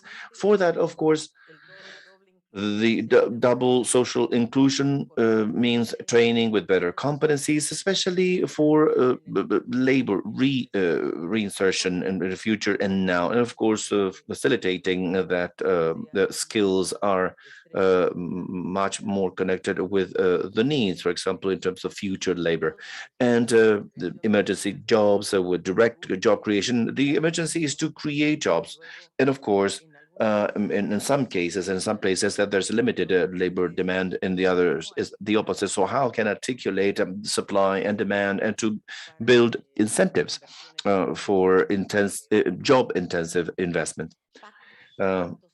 Social and fiscal compacts or agreements, those are key, because social unrest is an indicator of the inviability of the development model, and this is giving us a chance of actually making changes in the social pacts. Just like in Chile, is a political instrument for participatory dialogue in order to build mid to long-term agreements, and also some consensus around it, so that stakeholders with the highest power will have to make significant concessions, and also to promote equality. I believe this is one of the most important issues in the democratic culture, in a fiscal compact, because progressive and sustainable fiscal development is the only way to guarantee resources for a social protection system with financial sustainability. There's no other way, and that is the way to make progress in it.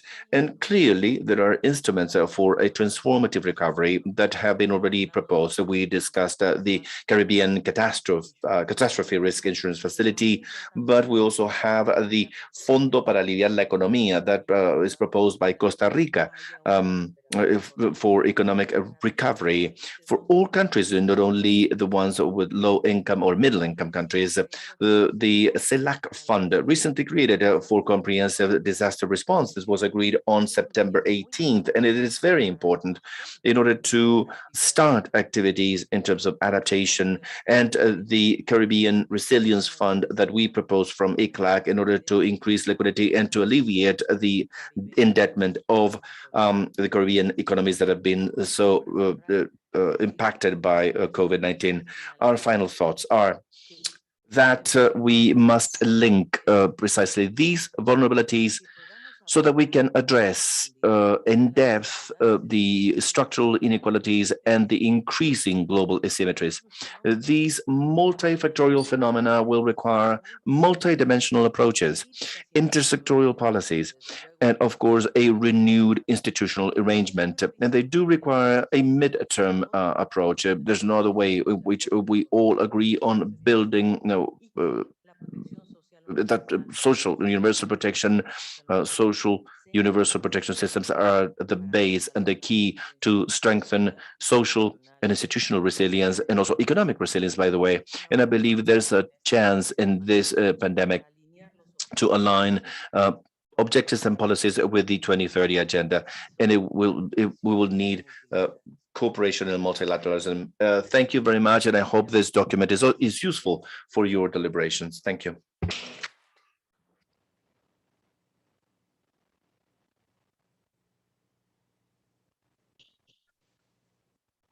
Thank you very much. Ms. Dalcina.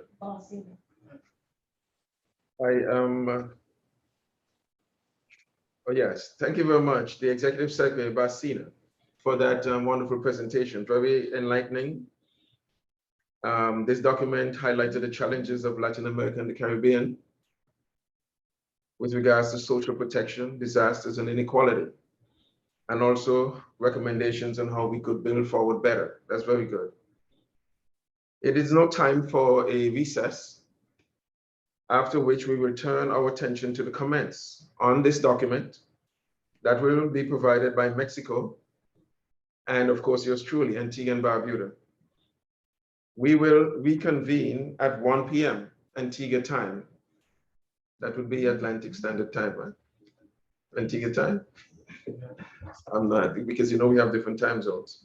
Yes, at 1 p.m. Antigua time. And so we would like to proceed and take that recess now. Yes, Atlantic Standard Time. That's Atlantic Standard Time, yes, 1 p.m.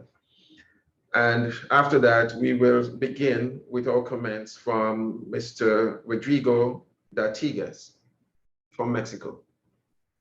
Thank you, everyone, for your participation. And thank you again, Ms. Barcina, for that excellent presentation.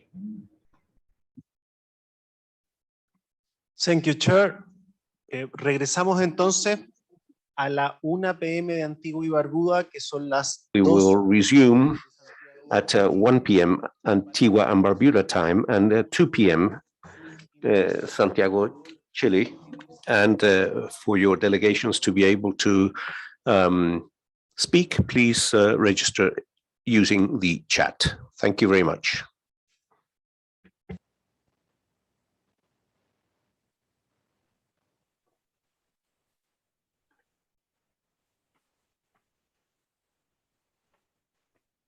In the very year that the United Nations launched the Decade for Action to ignite a more purposeful understanding of the part of the international community towards advancing the 2030 Agenda for Sustainable Development, the world has confronted unprecedented change in the specter of COVID-19. The multi-dimensioned impact of this pandemic has served to dramatize the true scale of the vulnerability of the small, heavily indebted, undiversified economies of the Caribbean, and has forced creative exploration of every opportunity within the reach of our member states to secure urgent relief. The 2020 meetings of the Caribbean Development Roundtable and the Caribbean Development and Cooperation Committee will offer space for taking stock of the progress so far made in persuading the international community to extend this financial support needed, middle income status notwithstanding, and to dialogue on those strategies that will take you from vulnerability to resilient development, from economic peril to recovery and dynamic growth. It is an opportunity to consider how together we strengthen partnerships for action that is responsive to the unique vulnerabilities of the Caribbean, and that assures tangible progress through the application of innovative problem solving in these precarious times. To support countries in the follow-up and monitoring of the medium and long-term progress of the crisis caused by COVID-19, the Economic Commission for Latin America and the Caribbean has produced a series of documents on the evolution and the effects of the pandemic in the region. These publications have been included in the COVID-19 Observatory in Latin America and the Caribbean, which compiles and makes available public policies that the 33 countries of Latin America and Caribbean region are taking to limit the impact of the pandemic, as well as the analysis of the economic and social impacts that these policies will have at the national and sectorial levels. ECLAC studies include a collection of special reports COVID-19 that deal with the economic and social effects of the crisis, as well as sectorial publications on specific topics such as the production of statistics, the right to life and health of older people, people with disabilities, the region's food systems, digitization opportunities, the care system, the 2030 Agenda for Sustainable Development in the New Global Context, among other topics. This economic and social analysis will be updated as relevant information related to the COVID-19 pandemic emerges. Visit the ECLAC Observatory COVID-19 and access all these reports and updated information on policy measures to face the crisis in the region. The Escazú Agreement is the first regional environmental treaty of Latin America and the Caribbean and offers an unprecedented tool to tackle these challenges.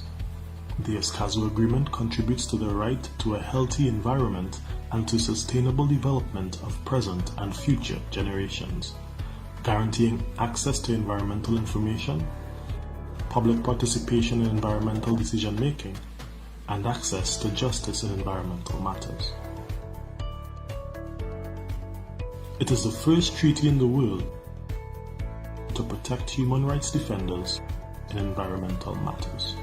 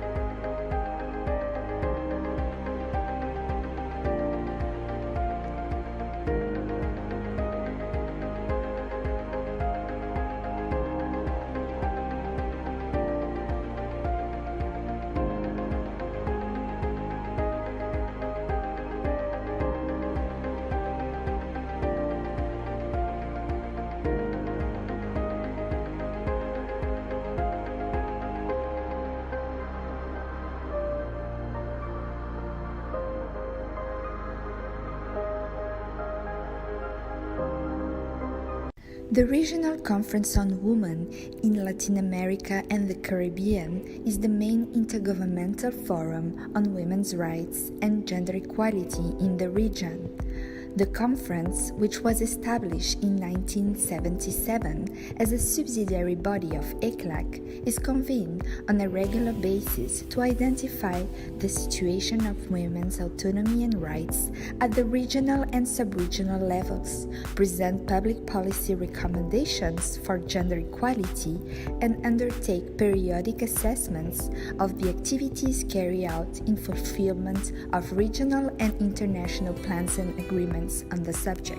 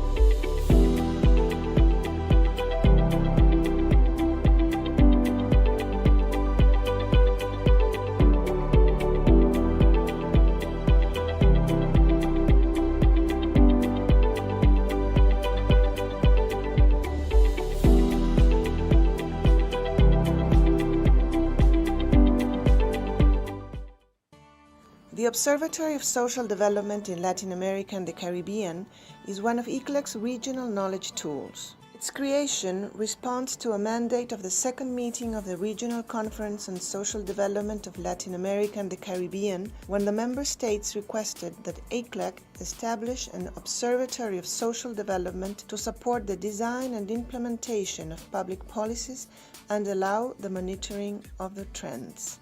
This way, the Observatory promotes the integral development of Latin America and the Caribbean with a focus on rights and equality through the analysis of the social situation of the region, public policies and technical assistance to the countries that request it. The Observatory also integrates a set of digital platforms. The databases are social investment, non-contributory social protection programs, institutional frameworks for social policy, youth and social inclusion, and regional and sub-regional commitments in social development. Through its Social Development Division, ECLAC publishes, updates, and expands these bases, which are available to governments and the general public. The Statistical Conference of the Americas of ECLAC is a subsidiary body of the Commission, whose mandates include promoting the development and improvement of national statistics and their international comparability. Bear in mind the recommendations of the United Nations Statistical Commission, the specialized agencies, and other organizations.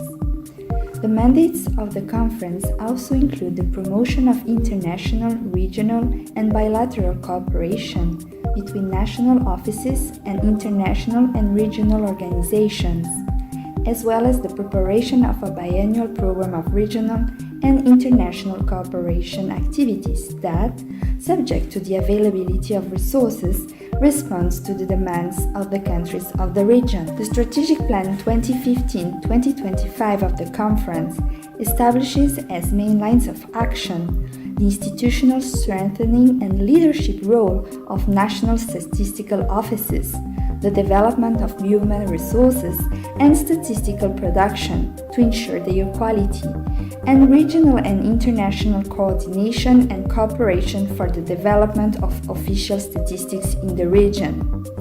The 10th meeting of the Statistical Conference of the Americas, to be held from the 19th to the 21st November 2019, will bring together authorities and representatives of the national statistical offices and national statistical systems of ECLAC member countries to discuss the future of economic statistics in Latin America and the Caribbean, among other topics. At present, Latin America is home to 826 indigenous peoples, which, by the year 2010, included nearly 45 million people, accounting for 8% of the region's population. The countries with the greatest proportion of indigenous peoples are Bolivia, Guatemala, Peru, and Mexico. There is huge diversity among indigenous peoples, with some remaining in voluntary isolation and others coexisting in big cities. Brazil has the greatest amount of indigenous peoples, followed by Colombia, Peru, and Mexico. Indigenous peoples represent one of the most disadvantaged groups in the region and have suffered the systematic loss of their lands, with severe consequences to their well-being. Nevertheless, the Economic Commission for Latin America and the Caribbean, ECLAC, has found some progress in recent years related to the recognition of their territorial rights and political participation. There have also been improvements in their living conditions, with greater access to healthcare and education. The United Nations has championed the promotion of indigenous peoples' rights and relies on 3 special resources for this purpose: a permanent forum, experts, a special rapporteur. At a regulatory level, indigenous peoples are protected by Convention number 169 of the International Labor Organization of 1989, which recognized their rights as peoples for the first time, and the United Nations Declaration on the Rights of Indigenous Peoples of 2007, which considers these peoples' rights to self-determination. In the context of these efforts, ECLAC calls for the region's countries to put policies in practice to end inequality suffered by indigenous peoples. Policies based on human rights standards and the perspectives and contributions of these peoples. This is crucial for the construction of a new development agenda beyond 2015, with equality at its heart.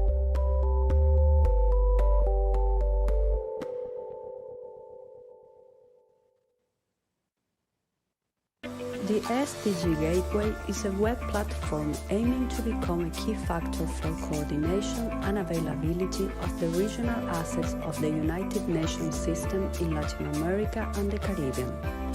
The main goal of this online knowledge management center is to serve as a meeting point and reference to all the information related to the Sustainable Development Goals, including activities, informational resources, statistics, regional data, specific analytic tools, and knowledge products developed and provided by the United Nations Development System in the region in response to its member countries. Visit this important multi-stakeholder platform and get to know more about this online regional knowledge management center. The COVID-19 Observatory in Latin America and the Caribbean is a platform promoted by ECLAC at the request of the Community of Latin American and Caribbean States, CELAC.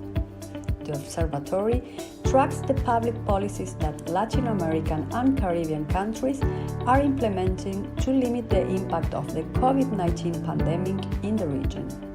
Through reports and documents, it offers analysis of the economic and social impacts that these policies will have at the national and sectorial levels, in addition to supporting the review and monitoring in the medium and long term.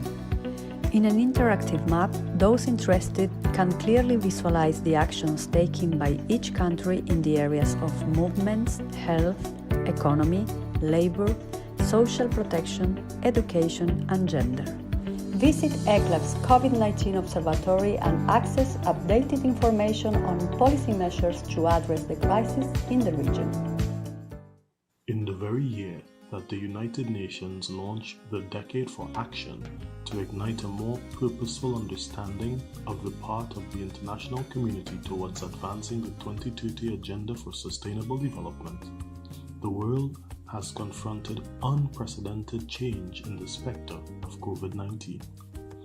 The multi-dimensioned impact of this pandemic has served to dramatize the true scale of the vulnerability of the small, heavily indebted, undiversified economies of the Caribbean, and has forced creative exploration of every opportunity within the reach of our member states to secure urgent relief. The 2020 meetings of the Caribbean Development Roundtable and the Caribbean Development and Cooperation Committee will offer space for taking stock of the progress so far made in persuading the international community to extend this financial support needed, middle income status notwithstanding, and to dialogue on those strategies that will take you from vulnerability to resilient development, from economic peril to recovery and dynamic growth.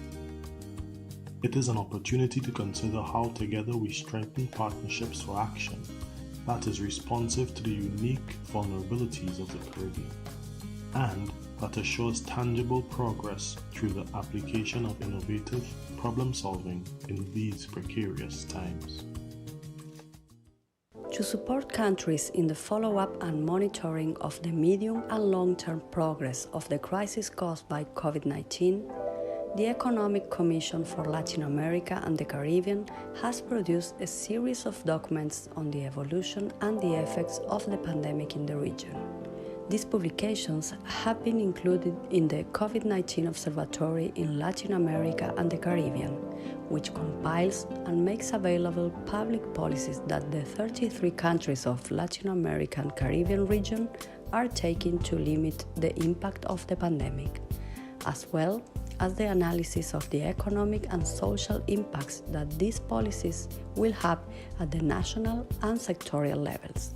ECLAC studies include a collection of special reports COVID-19 that deal with the economic and social effects of the crisis, as well as sectorial publications on specific topics such as the production of statistics, the right to life and health of older people, people with disabilities, the region's food systems, digitization opportunities, the care system, the 2030 Agenda for Sustainable Development in the New Global Context, among other topics.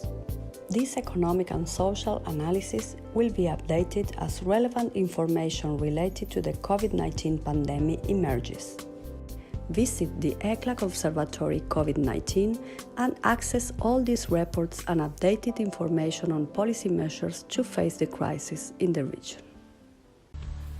The Escazú Agreement is the first regional environmental treaty of Latin America and the Caribbean and offers an unprecedented tool to tackle these challenges.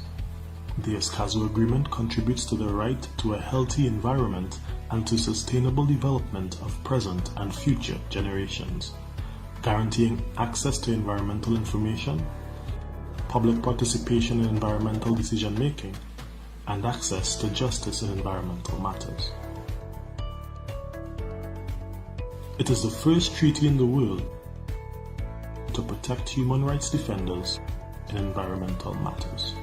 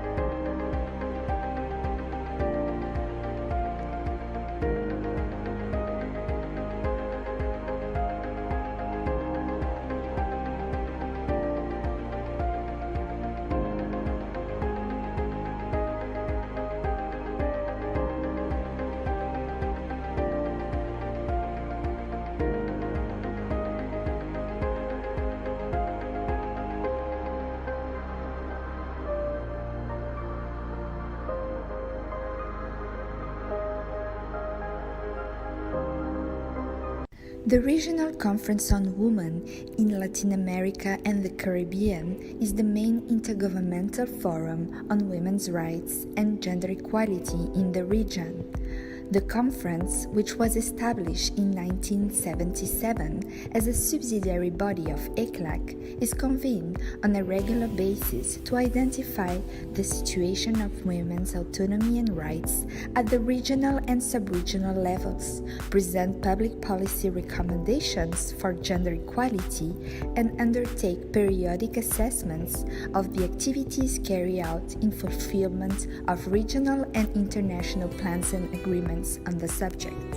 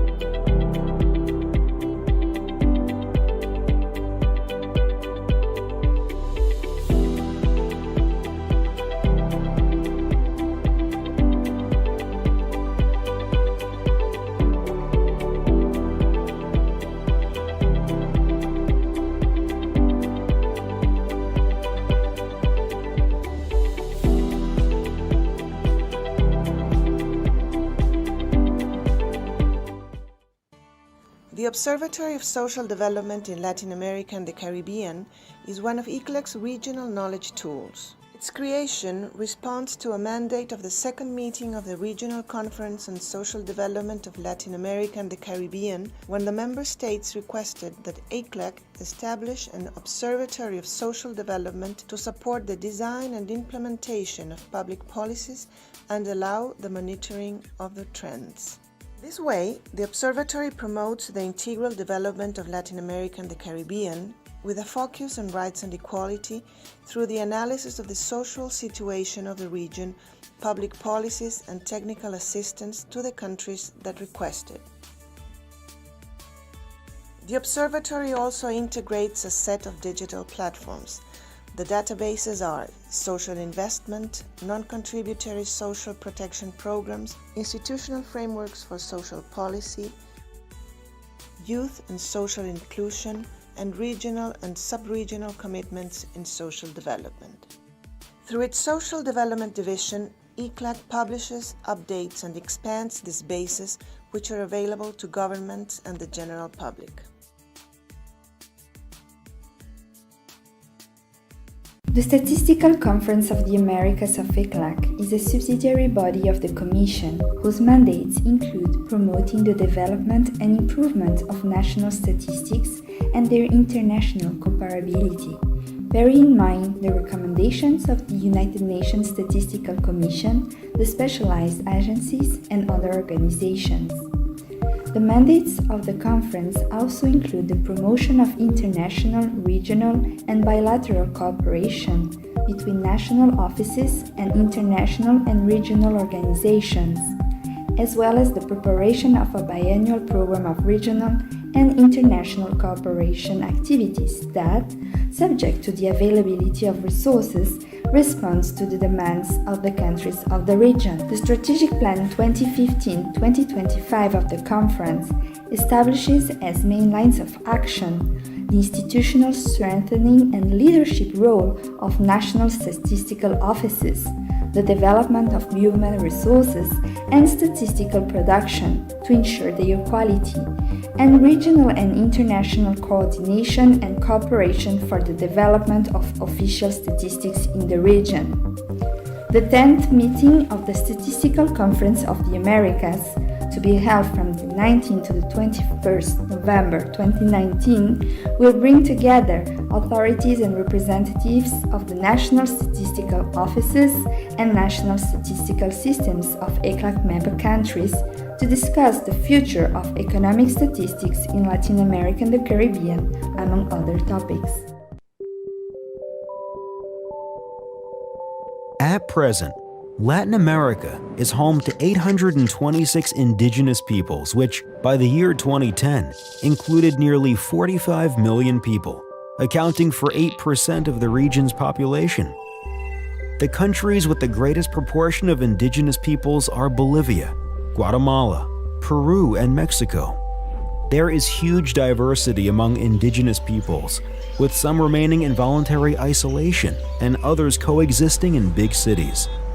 Brazil has the greatest amount of indigenous peoples, followed by Colombia, Peru, and Mexico. Indigenous peoples represent one of the most disadvantaged groups in the region and have suffered the systematic loss of their lands, with severe consequences to their well-being. Nevertheless, the Economic Commission for Latin America and the Caribbean, ECLAC, has found some progress in recent years related to the recognition of their territorial rights and political participation. There have also been improvements in their living conditions, with greater access to healthcare and education. The United Nations has championed the promotion of indigenous peoples' rights and relies on 3 special resources for this purpose: a permanent forum, experts, a special rapporteur. At a regulatory level, indigenous peoples are protected by Convention number 169 of the International Labor Organization of 1989, which recognized their rights as peoples for the first time, and the United Nations Declaration on the Rights of Indigenous Peoples of 2007, which considers these peoples' rights to self-determination. In the context of these efforts, ECLAC calls for the region's countries to put policies in practice to end inequality suffered by indigenous peoples. Policies based on human rights standards and the perspectives and contributions of these peoples. This is crucial for the construction of a new development agenda beyond 2015, with equality at its heart.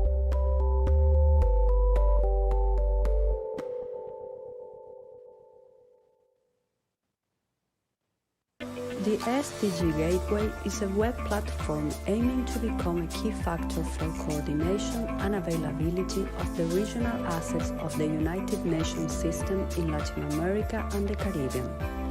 The main goal of this online knowledge management center is to serve as a meeting point and reference to all the information related to the Sustainable Development Goals, including activities, informational resources, statistics, regional data, specific analytic tools, and knowledge products developed and provided by the United Nations Development System in the region in response to its member countries. Visit this important multi-stakeholder platform and get to know more about this online regional knowledge management center. The COVID-19 Observatory in Latin America and the Caribbean is a platform promoted by ECLAC at the request of the Community of Latin American and Caribbean States, CELAC. The observatory tracks the public policies that Latin American and Caribbean countries are implementing to limit the impact of the COVID-19 pandemic in the region. Through reports and documents, it offers analysis of the economic and social impacts that these policies will have at the national and sectorial levels, in addition to supporting the review and monitoring in the medium and long term. In an interactive map, those interested can clearly visualize the actions taken by each country in the areas of movements, health, economy, labor, social protection, education, and gender.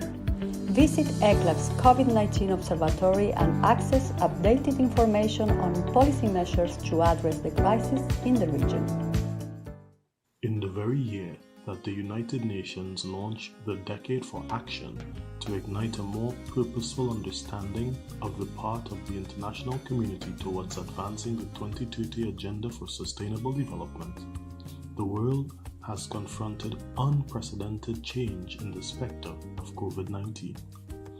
The multi-dimensioned impact of this pandemic has served to dramatize the true scale of the vulnerability of the small, heavily indebted, undiversified economies of the Caribbean, and has forced creative exploration of every opportunity within the reach of our member states to secure urgent relief.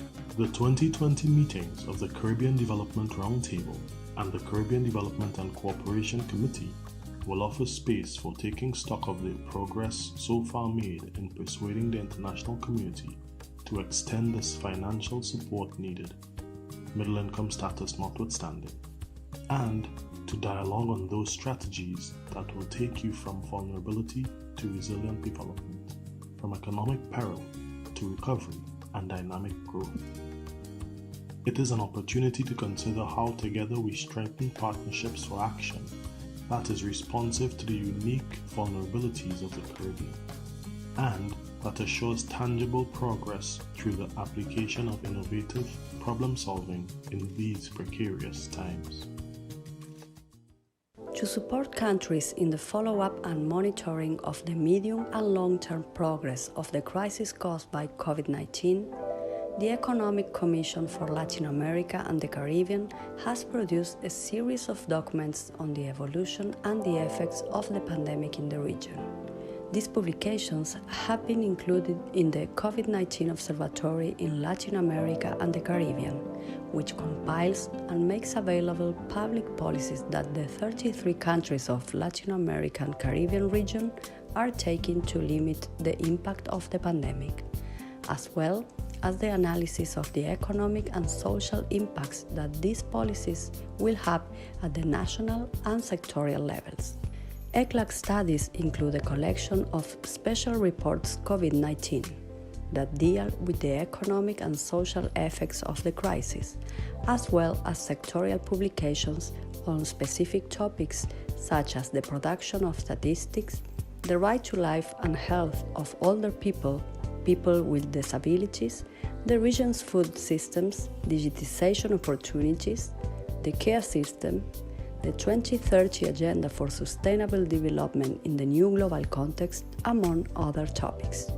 This economic and social analysis will be updated as relevant information related to the COVID-19 pandemic emerges. Visit the ECLAC Observatory COVID-19 and access all these reports and updated information on policy measures to face the crisis in the region.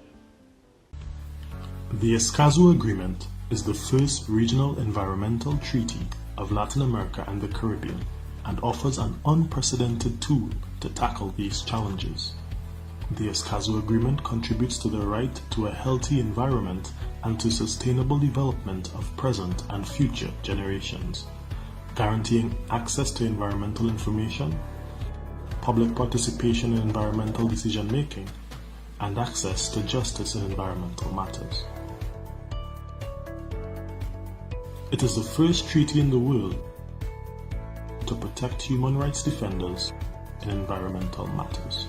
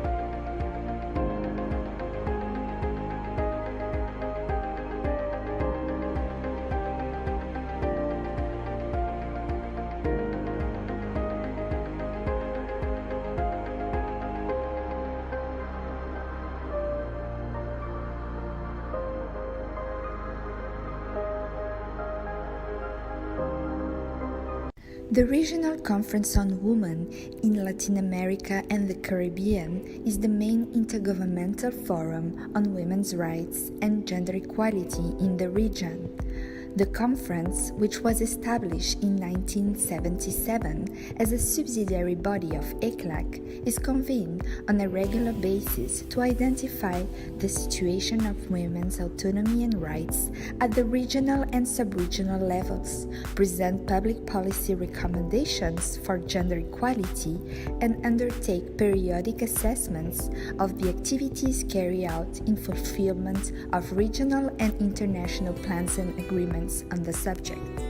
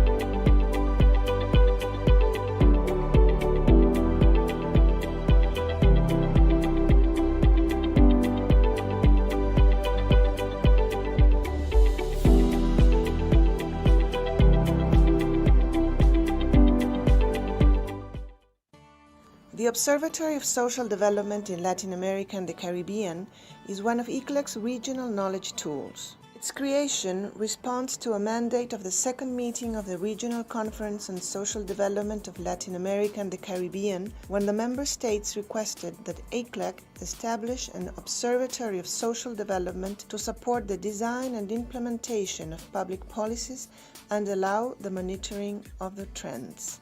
This way, the Observatory promotes the integral development of Latin America and the Caribbean with a focus on rights and equality through the analysis of the social situation of the region, public policies and technical assistance to the countries that request it. The Observatory also integrates a set of digital platforms. The databases are social investment, non-contributory social protection programs, institutional frameworks for social policy, youth and social inclusion, and regional and sub-regional commitments in social development. Through its Social Development Division, ECLAC publishes, updates, and expands these bases, which are available to governments and the general public. The Statistical Conference of the Americas of ECLAC is a subsidiary body of the Commission, whose mandates include promoting the development and improvement of national statistics and their international comparability. Bearing in mind the recommendations of the United Nations Statistical Commission, the specialized agencies, and other organizations. The mandates of the conference also include the promotion of international, regional, and bilateral cooperation between national offices and international and regional organizations, as well as the preparation of a biennial program of regional and international cooperation activities that, subject to the availability of resources, responds to the demands of the countries of the region. The Strategic Plan 2015-2025 of the conference establishes as main lines of action the institutional strengthening and leadership role of national statistical offices, the development of human resources and statistical production to ensure their quality, and regional and international coordination and cooperation for the development of official statistics in the region. The 10th meeting of the Statistical Conference of the Americas, to be held from the 19th to the 21st November 2019, will bring together authorities and representatives of the national statistical offices and national statistical systems of ECLAC member countries to discuss the future of economic statistics in Latin America and the Caribbean, among other topics. At present, Latin America is home to 826 indigenous peoples, which, by the year 2010, included nearly 45 million people, accounting for 8% of the region's population. The countries with the greatest proportion of indigenous peoples are Bolivia, Guatemala, Peru, and Mexico. There is huge diversity among indigenous peoples, with some remaining in voluntary isolation and others coexisting in big cities. Brazil has the greatest amount of indigenous peoples, followed by Colombia, Peru, and Mexico. Indigenous peoples represent one of the most disadvantaged groups in the region and have suffered the systematic loss of their lands, with severe consequences to their well-being. Nevertheless, the Economic Commission for Latin America and the Caribbean, ECLAC, has found some progress in recent years related to the recognition of their territorial rights and political participation.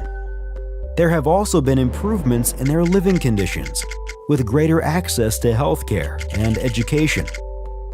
The United Nations has championed the promotion of indigenous peoples' rights and relies on 3 special resources for this purpose: a permanent forum, experts, a special rapporteur. At a regulatory level, indigenous peoples are protected by Convention number 169 of the International Labor Organization of 1989, which recognized their rights as peoples for the first time, and the United Nations Declaration on the Rights of Indigenous Peoples of 2007, which considers these peoples' rights to self-determination. In the context of these efforts, ECLAC calls for the region's countries to put policies in practice to end inequality suffered by indigenous peoples. Policies based on human rights standards and the perspectives and contributions of these peoples. This is crucial for the construction of a new development agenda beyond 2015, with equality at its heart.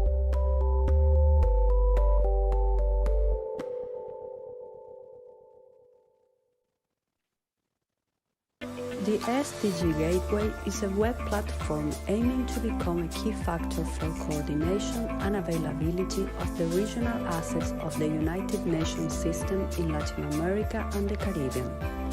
The main goal of this online knowledge management center is to serve as a meeting point and reference to all the information related to the Sustainable Development Goals, including activities, informational resources, statistics, regional data, specific analytic tools, and knowledge products developed and provided by the United Nations Development System in the region in response to its member countries. Visit this important multi-stakeholder platform and get to know more about this online regional knowledge management center. The COVID-19 Observatory in Latin America and the Caribbean is a platform promoted by ECLAC at the request of the Community of Latin American and Caribbean States, CELAC. The observatory tracks the public policies that Latin American and Caribbean countries are implementing to limit the impact of the COVID-19 pandemic in the region. Through reports and documents, it offers analysis of the economic and social impacts that these policies will have at the national and sectorial levels, in addition to supporting the review and monitoring in the medium and long term. In an interactive map, those interested can clearly visualize the actions taken by each country in the areas of movements, health, economy, labor, social protection, education, and gender. Visit ECLAC's COVID-19 Observatory and access updated information on policy measures to address the crisis in the region. In the very year that the United Nations launched the Decade for Action to ignite a more purposeful understanding of the part of the international community towards advancing the 2030 Agenda for Sustainable Development, the world has confronted unprecedented change in the specter of COVID-19. The multi-dimensioned impact of this pandemic has served to dramatize the true scale of the vulnerability of the small, heavily indebted, undiversified economies of the Caribbean, and has forced creative exploration of every opportunity within the reach of our member states to secure urgent relief. The 2020 meetings of the Caribbean Development Roundtable and the Caribbean Development and Cooperation Committee will offer space for taking stock of the progress so far made in persuading the international community to extend this financial support needed, middle income status notwithstanding, and to dialogue on those strategies that will take you from vulnerability to resilient development, from economic peril to recovery and dynamic growth.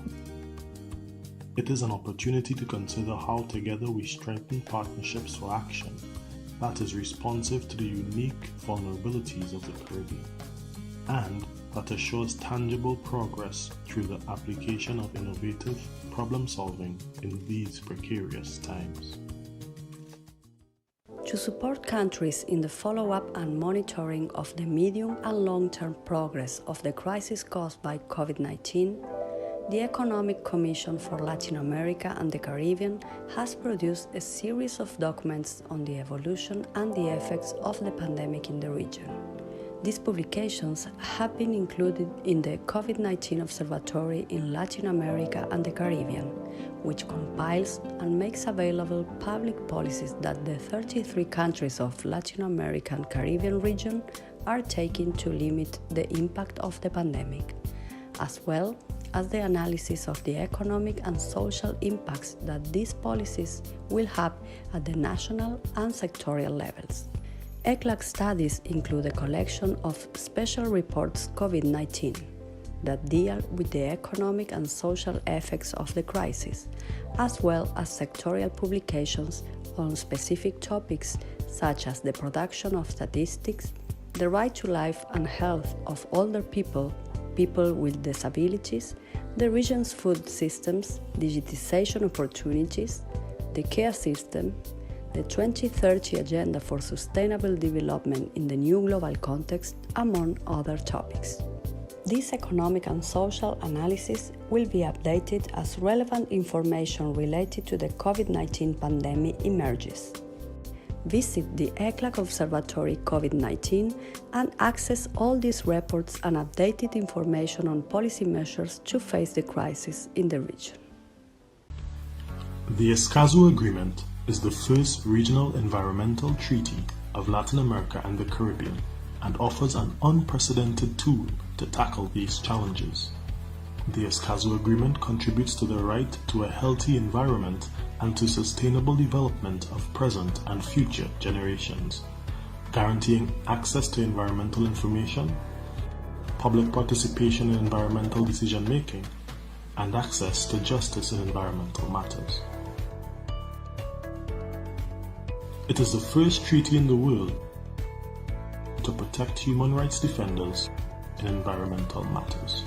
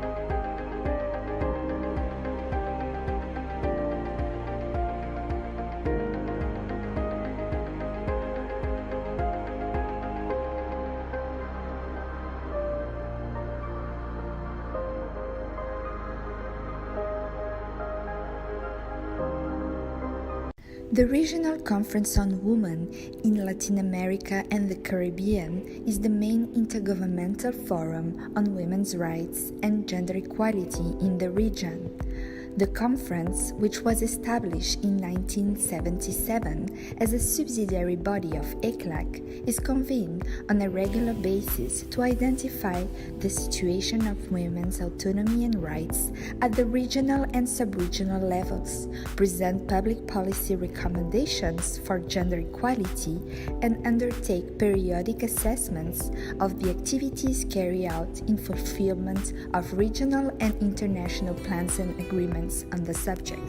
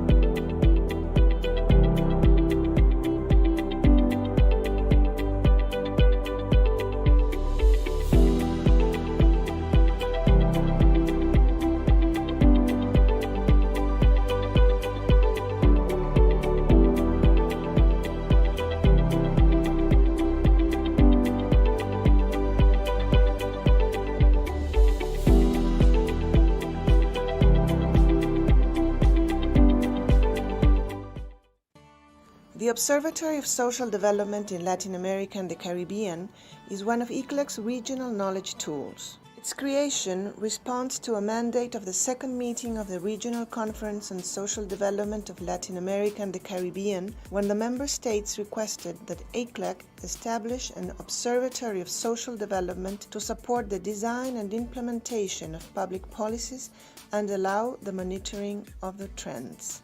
This way, the Observatory promotes the integral development of Latin America and the Caribbean with a focus on rights and equality through the analysis of the social situation of the region, public policies, and technical assistance to the countries that request it. The Observatory also integrates a set of digital platforms. The databases are social investment, non-contributory social protection programs, institutional frameworks for social policy, youth and social inclusion, and regional and sub-regional commitments in social development. Through its Social Development Division, ECLAC publishes, updates, and expands these bases, which are available to governments and the general public. The Statistical Conference of the Americas of ECLAC is a subsidiary body of the Commission, whose mandates include promoting the development and improvement of national statistics and their international comparability. Bearing in mind the recommendations of the United Nations Statistical Commission, the specialized agencies, and other organizations. The mandates of the conference also include the promotion of international, regional, and bilateral cooperation between national offices and international and regional organizations, as well as the preparation of a biennial program of regional and international cooperation activities that, subject to the availability of resources, responds to the demands of the countries of the region. The Strategic Plan 2015-2025 of the conference establishes as main lines of action the institutional strengthening and leadership role of national statistical offices, the development of human resources and statistical production to ensure their quality, and regional and international coordination and cooperation for the development of official statistics in the region. The 10th meeting of the Statistical Conference of the Americas, to be held from the 19th to the 21st November 2019, will bring together authorities and representatives of the national statistical offices and national statistical systems of ECLAC member countries to discuss the future of economic statistics in Latin America and the Caribbean, among other topics. At present, Latin America is home to 826 indigenous peoples, which, by the year 2010, included nearly 45 million people, accounting for 8% of the region's population. The countries with the greatest proportion of indigenous peoples are Bolivia, Guatemala, Peru, and Mexico. There is huge diversity among indigenous peoples, with some remaining in voluntary isolation and others coexisting in big cities. Brazil has the greatest amount of indigenous peoples, followed by Colombia, Peru, and Mexico.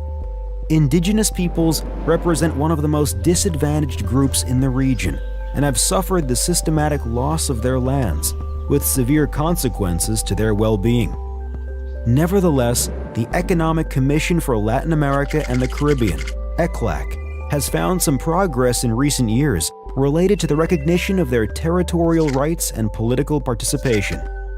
There have also been improvements in their living conditions, with greater access to healthcare and education.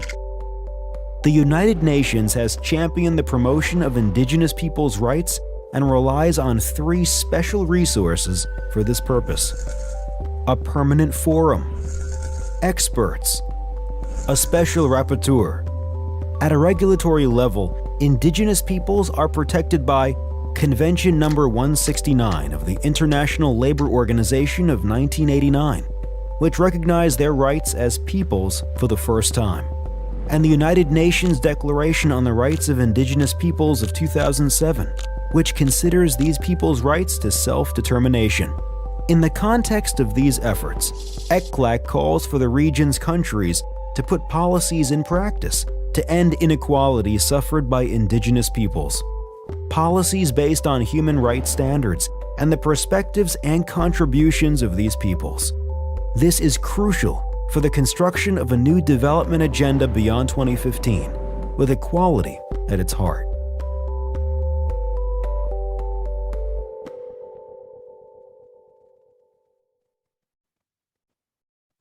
The SDG Gateway is a web platform aiming to become a key factor for coordination and availability of the regional assets of the United Nations system in Latin America and the Caribbean. The main goal of this online knowledge management center is to serve as a meeting point and reference to all the information related to the Sustainable Development Goals, including activities, informational resources, statistics, regional data, specific analytic tools, and knowledge products developed and provided by the United Nations Development System in the region in response to its member countries. Visit this important multi-stakeholder platform and get to know more about this online regional knowledge management center. The COVID-19 Observatory in Latin America and the Caribbean is a platform promoted by ECLAC at the request of the Community of Latin American and Caribbean States, CELAC. The observatory tracks the public policies that Latin American and Caribbean countries are implementing to limit the impact of the COVID-19 pandemic in the region. Through reports and documents, it offers analysis of the economic and social impacts that these policies will have at the national and sectorial levels, in addition to supporting the review and monitoring in the medium and long term. In an interactive map, those interested can clearly visualize the actions taken by each country in the areas of movements, health, economy, labor, social protection, education, and gender. Visit ECLAC's COVID-19 Observatory and access updated information on policy measures to address the crisis in the region. In the very year that the United Nations launched the Decade for Action to ignite a more purposeful understanding of the part of the international community towards advancing the 2030 Agenda for Sustainable Development, the world has confronted unprecedented change in the specter of COVID-19. The multi-dimensioned impact of this pandemic has served to dramatize the true scale of the vulnerability of the small, heavily indebted, undiversified economies of the Caribbean, and has forced creative exploration of every opportunity within the reach of our member states to secure urgent relief.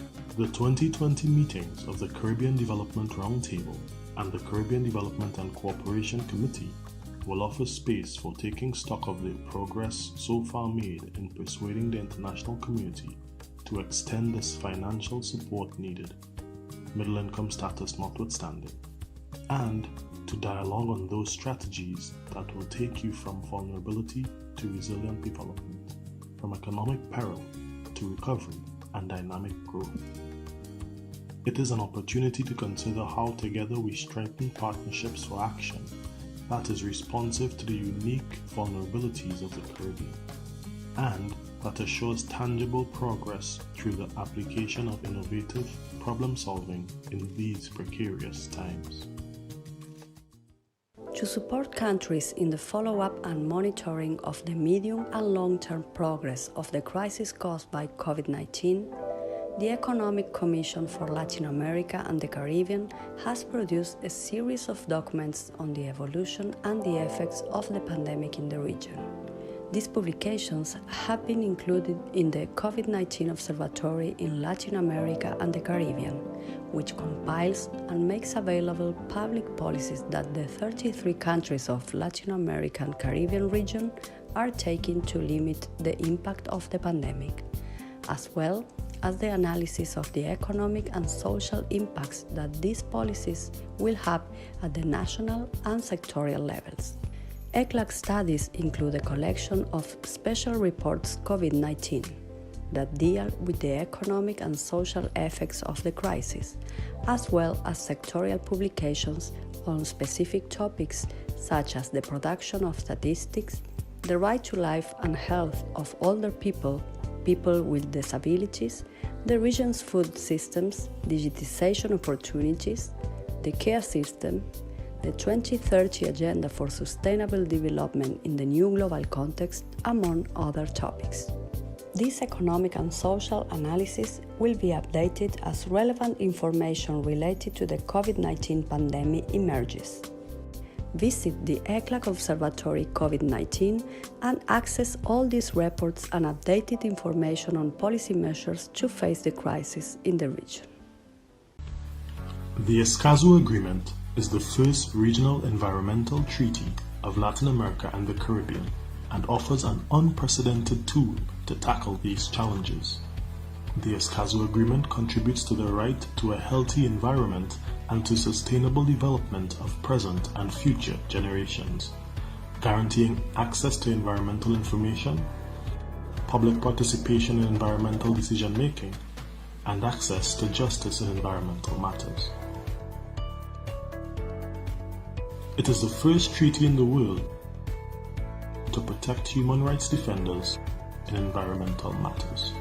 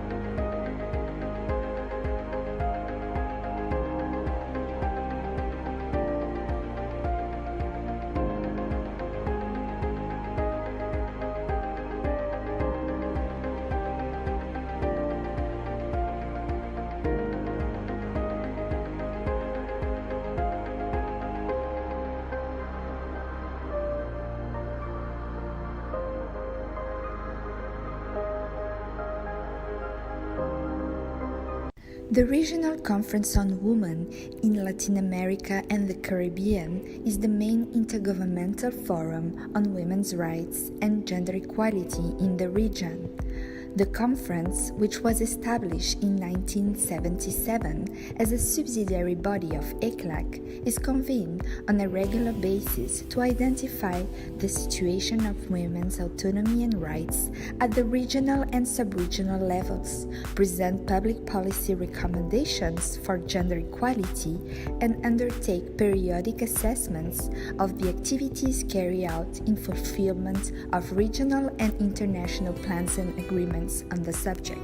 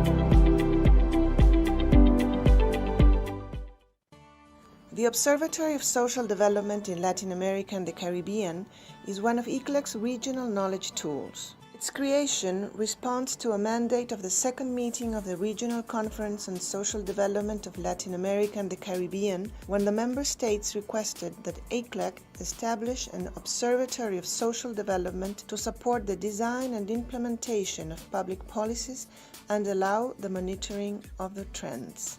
This way, the Observatory promotes the integral development of Latin America and the Caribbean with a focus on rights and equality through the analysis of the social situation of the region, public policies, and technical assistance to the countries that request it. The Observatory also integrates a set of digital platforms. The databases are social investment, non-contributory social protection programs, institutional frameworks for social policy, youth and social inclusion, and regional and sub-regional commitments in social development. Through its Social Development Division, ECLAC publishes, updates, and expands these bases, which are available to governments and the general public. The Statistical Conference of the Americas of ECLAC is a subsidiary body of the Commission, whose mandates include promoting the development and improvement of national statistics and their international comparability. Bear in mind the recommendations of the United Nations Statistical Commission, the specialized agencies, and other organizations. The mandates of the conference also include the promotion of international, regional, and bilateral cooperation between national offices and international and regional organizations, as well as the preparation of a biannual program of regional and international cooperation activities that, subject to the availability of resources, responds to the demands of the countries of the region. The Strategic Plan 2015-2025 of the conference establishes as main lines of action the institutional strengthening and leadership role of national statistical offices, the development of human resources and statistical production to ensure their quality, and regional and international coordination and cooperation for the development of official statistics in the region. The 10th meeting of the Statistical Conference of the Americas, to be held from the 19th to the 21st November 2019, will bring together authorities and representatives of the national statistical offices and national statistical systems of ECLAC member countries to discuss the future of economic statistics in Latin America and the Caribbean, among other topics. At present, Latin America is home to 826 indigenous peoples, which, by the year 2010, included nearly 45 million people, accounting for 8% of the region's population. The countries with the greatest proportion of indigenous peoples are Bolivia, Guatemala, Peru, and Mexico. There is huge diversity among indigenous peoples, with some remaining in voluntary isolation and others coexisting in big cities. Brazil has the greatest amount of indigenous peoples, followed by Colombia, Peru, and Mexico. Indigenous peoples represent one of the most disadvantaged groups in the region and have suffered the systematic loss of their lands, with severe consequences to their well-being. Nevertheless, the Economic Commission for Latin America and the Caribbean, ECLAC, has found some progress in recent years related to the recognition of their territorial rights and political participation. There have also been improvements in their living conditions, with greater access to healthcare and education. The United Nations has championed the promotion of indigenous peoples' rights and relies on 3 special resources for this purpose: a permanent forum, experts, a special rapporteur. At a regulatory level, indigenous peoples are protected by Convention number 169 of the International Labor Organization of 1989, which recognized their rights as peoples for the first time, and the United Nations Declaration on the Rights of Indigenous Peoples of 2007, which considers these peoples' rights to self-determination.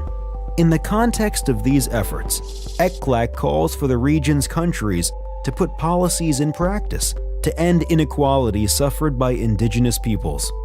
Policies based on human rights standards and the perspectives and contributions of these peoples. This is crucial for the construction of a new development agenda beyond 2015, with equality at its heart.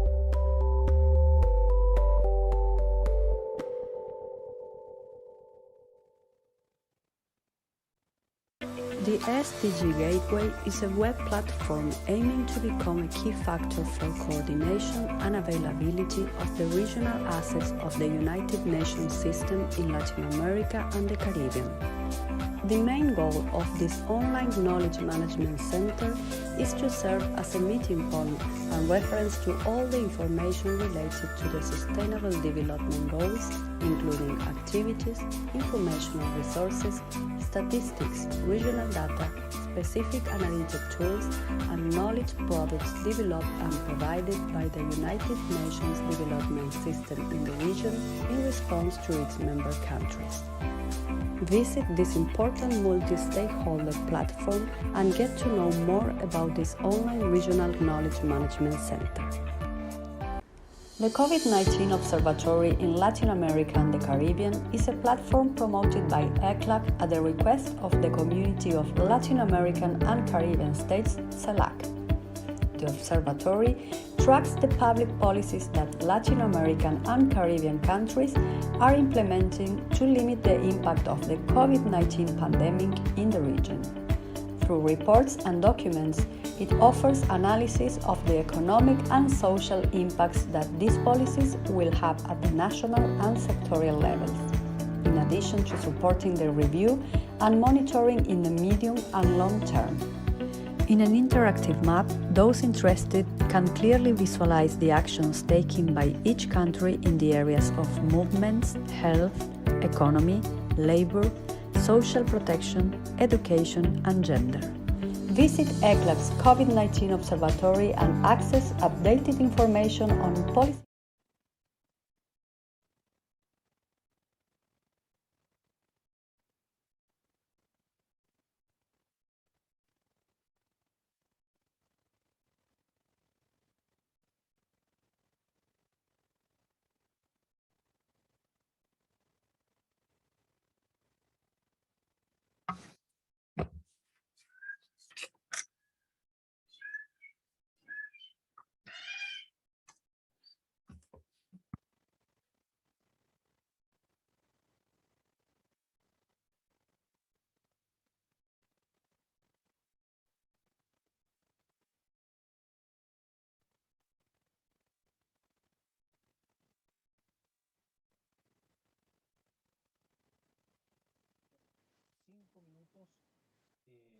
Vamos a iniciar la sesión de la tarde. Muchas gracias.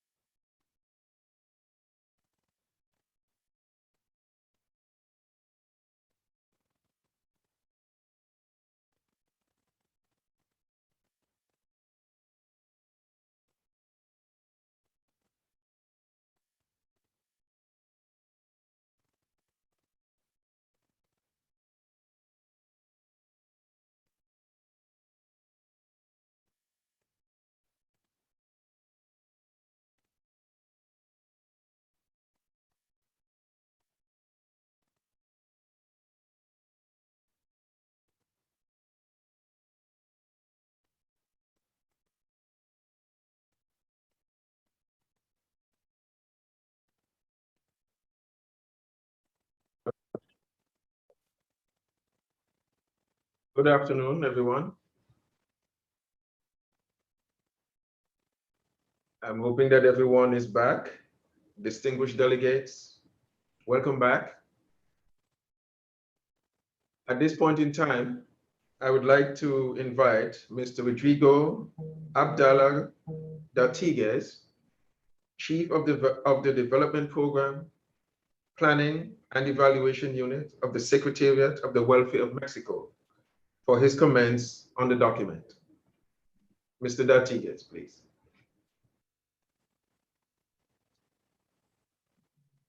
Gracias. Estimada Alicia Bárcena. Thank you, dear Alicia Bárcena, Executive Secretary of the Economic Commission for Latin America and the Caribbean, Dr. Dean Jonas, Minister from Antigua and Barbuda, Minister of Social Transformation, Human Resources Development and Blue Economy, Mr. Luis Felipe Lopez Calva from the UNDP, ministers of Latin America and the Caribbean, representatives of cooperation agencies, dear friends. I introduce myself once again. My name is Rodrigo Abdala D'Artigues, Chief of the Development Program Planning and Evaluation Unit of the Secretariat of Welfare of Mexico. For me, it's an honor as a representative of the outgoing chair to share with you in order to comment and reflect upon the document, the disasters and inequality in a protracted crisis towards universal, comprehensive, resilient, and sustainable social protection systems in Latin America and the Caribbean that was presented this morning, a while ago, by the Executive Secretary of ECLAC, Mrs. Alicia Bárcena. Natural and human disasters have increased alarmingly. In accordance with ECLAC figures in the 60s in this region, that we now have the opportunity to represent, we had an annual average of 14 disasters. Today, between 2009 and 2018, that increased to 63 disasters on average per year. Now, faced with this context and within the framework of this fourth meeting and in the midst of the present pandemic, it's a very timely moment to present this document so that once and for all, we realize that these disasters are becoming a structural element with which we have to learn to live. And of course, these disasters cause negative impacts on economies. And not only at a local level, but also within at the level of the global economy, and they are a threat to access to development, a threat to the eradication of poverty, and the reduction of inequalities in our region.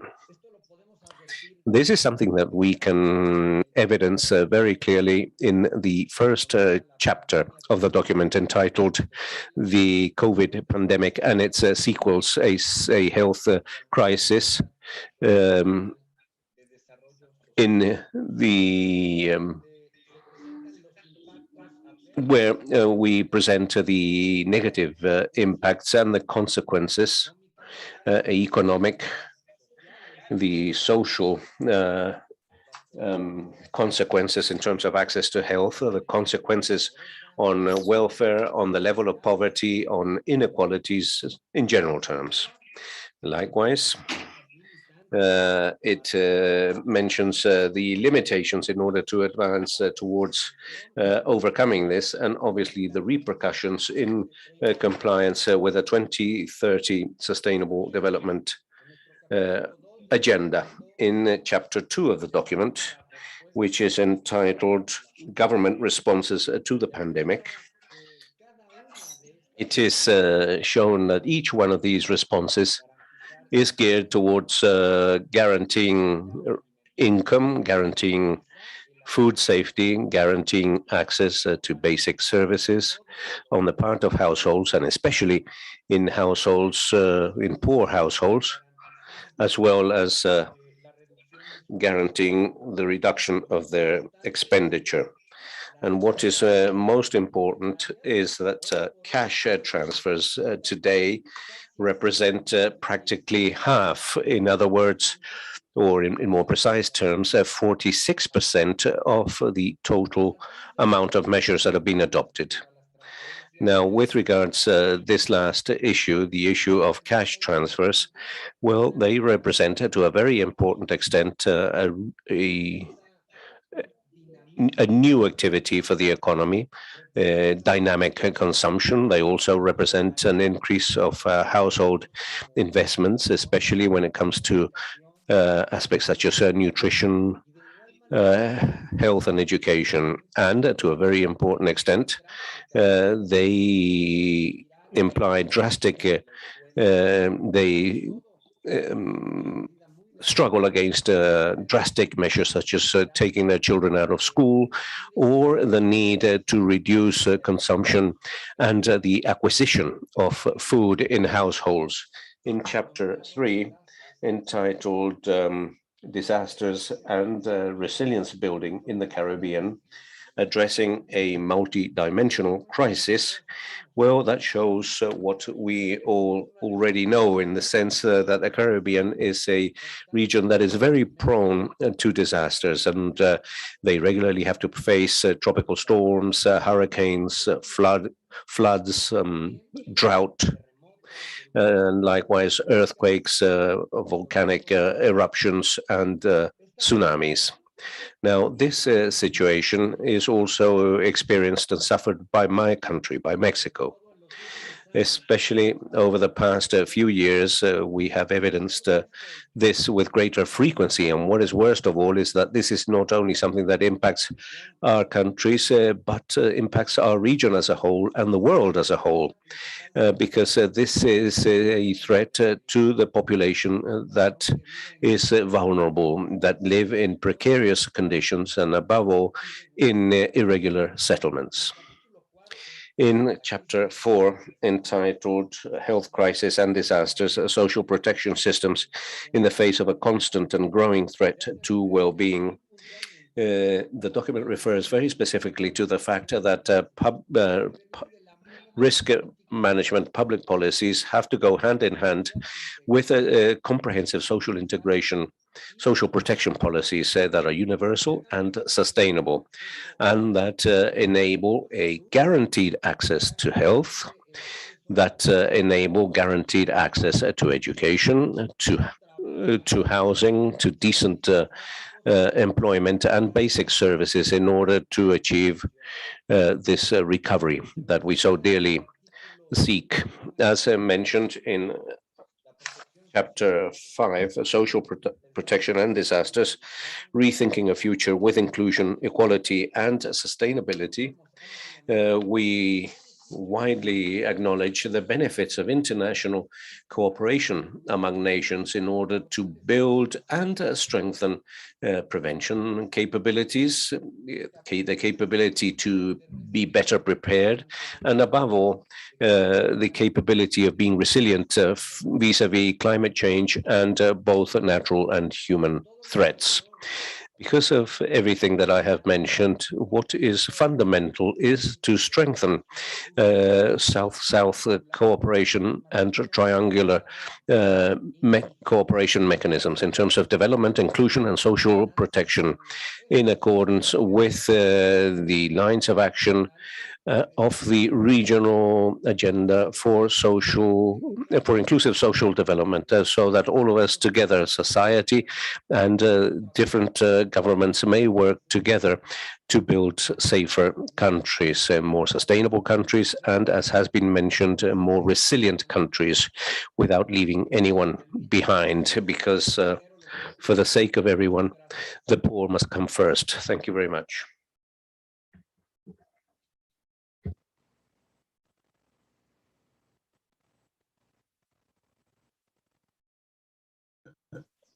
Thank you very much, Mr. Abdallah Gatigues, for that wonderful presentation. Appreciate it very much. I just wanted to remind our delegates that if you wish to take the floor after I have given my presentation, to comment on the document, and also on the presentation from Mr. Abdallah Gatigues and also myself, please indicate by a virtual raise of hand. I think you can see the button at the bottom of your screens, or you could just indicate in the chat box and we will acknowledge you so that you could take the floor. Once again, thank you, Mr. Gatigues. I will now begin my presentation from Antigua. It is my pleasure to provide the following remarks on the position document for the 4th Regional Conference on Inclusive Social Development for Latin America and the Caribbean. This document is very comprehensive and provides an overview of intersecting issues ranging from healthcare, economics, natural disasters, and social protection. This is key as understanding the cross-cutting nature of these issues is essential to ensuring that social protection mechanisms are inclusive and that they utilize different lenses to meet the needs of the most vulnerable. One of the key issues that the document explores is the COVID-19 pandemic and its implications on various groups of people. This is quite fitting, as we're well aware that the global health pandemic is far-reaching and multi-dimensional in terms of the ramifications it has and will continue to have on our healthcare systems, our economies, our poverty levels, our education sector, to name a few. The importance of critically and comprehensively assessing the extent of the impact of the pandemic on the social protection systems of Latin America and the Caribbean cannot be overstated. In examining the pandemic and its aftermath, it is clear that there has been an exasperation of vulnerabilities and inequalities which already existed. Many Latin American and Caribbean countries are small island developing states, and consequently face many economic challenges that lead to institutional gaps in areas such as our healthcare systems, infrastructure, poverty alleviation, and unemployment. Although we have to continue to work diligently to drive development and growth while prioritizing and strengthening our social protection systems, these existing and persisting challenges make it a complex task. COVID-19 certainly has compounded these issues. Furthermore, factors such as inequality and gaps in social protection are evident within our regions in relation to access to healthcare being based on socio-economic levels, an overload of our current public health systems, and there has been an inability by some to comply with quarantine and isolation requirements due to their livelihoods being based on the informal sector. Additionally, on a more macro level, we have seen certain countries and regions experiencing challenges with acquiring vaccines and medical supplies. This is a specific challenge that developing countries experienced even further, highlighting the inequality and levels of disparity from a more global lens. It is also critical for us to examine how disasters and health crises can impact our food security and food prices, and the challenges related to trade logistics, especially since many of us in Latin America and the Caribbean rely on food imports, both from within and outside the region. We have to ensure that the most vulnerable population within our countries are not further plummeted into poverty as a result of food insecurity and increased food prices due to increased barriers and issues related to international and regional trade within the sub-region on social protection and disaster management. In looking at the impacts of natural disasters on social protection, we must consider the varying levels of vulnerability that are shaped by poverty, gender, immigration status, and living with a disability, to name a few.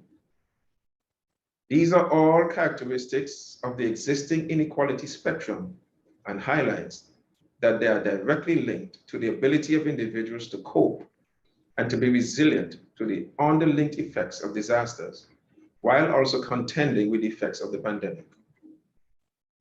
In addressing how governments respond to the pandemic, it can be noted that all around the world, governments were looked to for guidance to be the coordinating mechanism for the response and containment of the COVID-19 pandemic.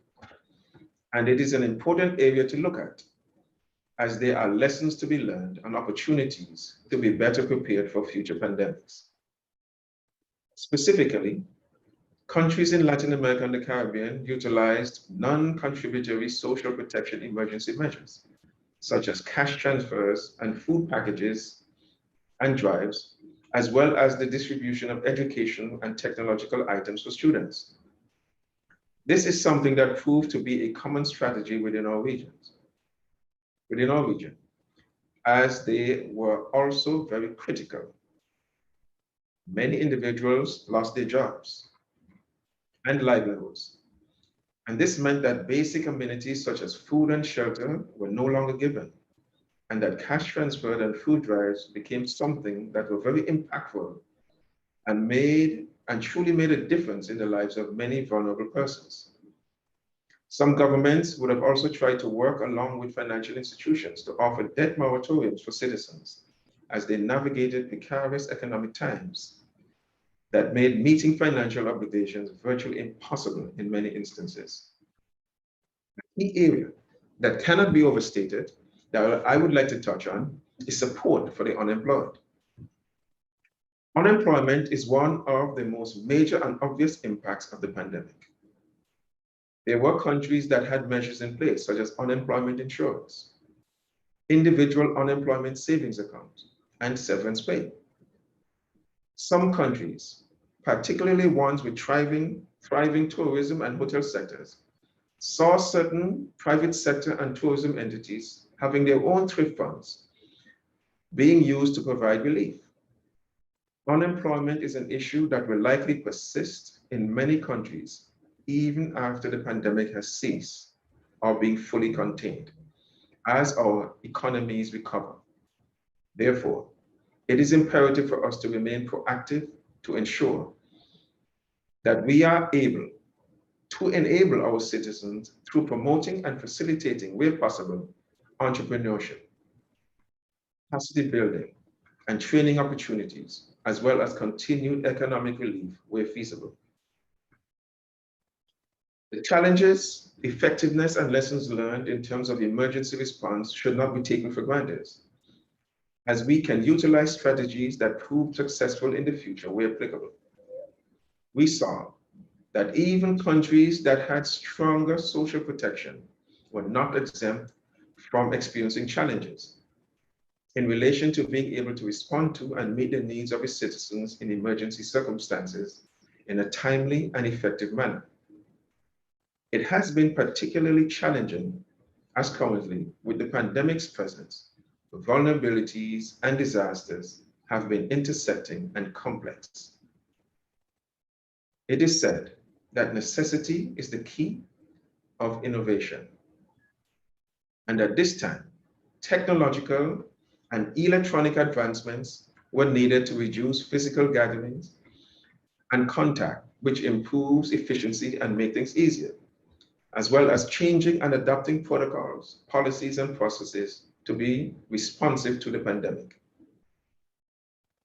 In exploring the multidimensional aspects of disaster impact and disaster management, those considerations can be framed by the immediate global impact, exacerbated by dynamic climate, influenced environment, and contextualized by limitations in social and national capabilities and capacities. The immediate impact created by the crippling of the global supply chains created adverse operational realities for disaster management. The limited availability of personal protective equipment and sanitation supplies severely hampered the functions of numerous critical organizations in public and private sectors.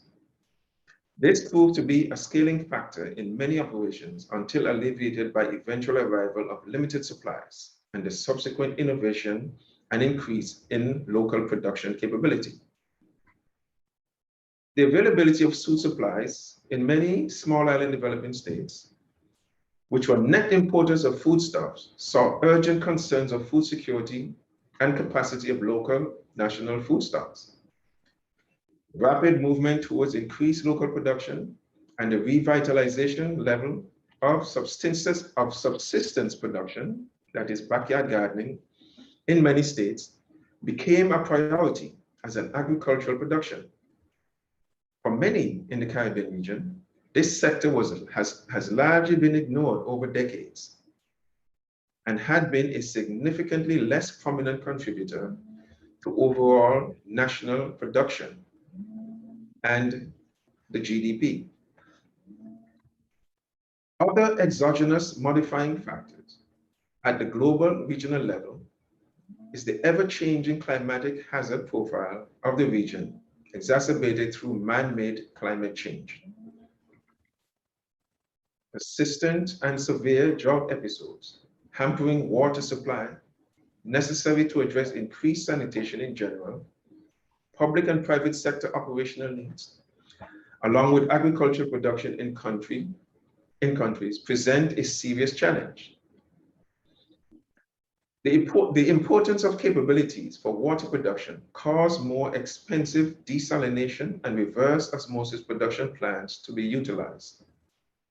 Increased efforts in water harvesting practices and minimization of loss through intensified water conservation was paramount. In the midst of COVID pandemic, the Caribbean has experienced multiple flooding events, more commonly from non-tropical cyclone-associated activity, as experienced by Antigua and Barbuda in November 2020, Guyana and Suriname in May and June 2021, and the damaging impacts to critical infrastructure, including localized water disruption network, and to that of housing, especially of those in the lower end of the socioeconomic spectrum, which in turn can influence demand on local shelter capacity. Seismic and volcanic hazards are frequent elements of the region's profile. In this last year, there has been volcanic explosion and a severe earthquake, which has contributed to the further straining SEDIMA's regional disaster management mechanisms. The April 2021 eruption of La Soufrière volcano in St. Vincent and the Grenadines necessitated a wide-scale evacuation, shelter and potential transportation logistics arrangement in neighboring states for thousands of Vincentians. There were wide-scale infrastructure damage to utilities and water distribution, which led to the shutting down of air travel in the Southern Caribbean, further impeding the movement of response personnel to multiple impacts regionally. A 7.2 magnitude earthquake impacted the southeast portion of Haiti in August 2021, home to over 14% of its 11.4 million population. Thousands were severely affected in this state, already attempting to recover from numerous national and social hazards. Support and response operations have been drastically affected within the region, have also been severely hampered by the existing pandemic. The need for an operation paradigm shift, inclusive of isolation and quarantine protocol, have become a necessity in managing the movement of personnel intra and interstate, which is a fundamental pillar of the regional SEDIMA disaster management system. The operational and training environments within disaster management have also experienced a concerted shift to virtual platforms, requiring many upgrades and behavioral changes and functions in all of its stakeholders. In terms of physical resources, especially facility capacities, this has also presented a significant financial and human resource investment to economies already struggling with limited economic situations due to COVID-induced market reductions in commerce, trade, and travel. Most SIDS, small island developing states, as most small island developing states operate, with a singular main facility administering secondary and tertiary center, and the need for regular activities and critical services to continue within the pandemic. Adequate local and national isolation and quarantine facilities capacity is also a constant dilemma for health and safety sectors in small island developing states. Shelter management issues are an aspect that pose a great hurdle to many of the small island developing state systems, as a significant number do not possess purpose-built shelters and have found it necessary to increase the stock of facilities used as shelters to reduce occupational density in light of COVID-19 regulations. The impacts from the frequency and intensity of the disasters globally, and more notably for Latin America and the Caribbean, have become great concerns for governments, civil society, and vulnerable populations, especially as it relates to disasters and the devastating impacts on our human and social health, existing fragile social protection systems, ecosystems, and biodiversity. This is terribly evident by the socioeconomic and environmental effects of recent disasters, and now a global health pandemic like COVID-19 wreaking havoc in our region. Furthermore, there must be social cohesion and more integrated approach to the advancement of disaster management and social protection policies. As a region, and more specifically for the Caribbean sub-region, we can all agree that no longer can the approach to developmental planning, policies, and processes involving disaster management and social protection be fragmented. As outlined, there must be synergies and cohesion. More significantly, it can be agreed that the evolution of disaster risk management have not only been an investment, but ultimately will require sustainable financing to be socially resilient. In addition, different alternatives are needed so that in the face of a significant increase in the demand for social protection, affected households can have certainty and resilience to adapt in the event of future disasters and emergencies. As Minister with responsibility for social transformation, along with the government of Antigua and Barbuda, I can state that Antigua and Barbuda is in full support that if we are to strengthen our mitigation, preparedness, response, and adaptation capacities, we have to be economically, socially, and institutionally resilient.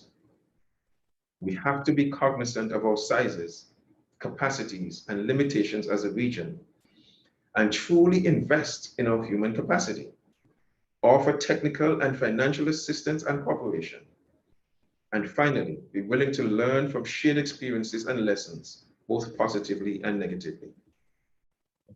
Empirical evidence indicates that climate change, global warming, and extreme weather events have devastated economies, environments, and communities. This has plunged poor and vulnerable populations further into abject poverty. This has resulted in the deprivation of basic human needs, such as safe drinking water, sanitation facilities, healthcare, education, shelter, and food. As most will concur, socially vulnerable individuals or communities have limited to no resources available to autonomously adopt disaster response and recovery measures.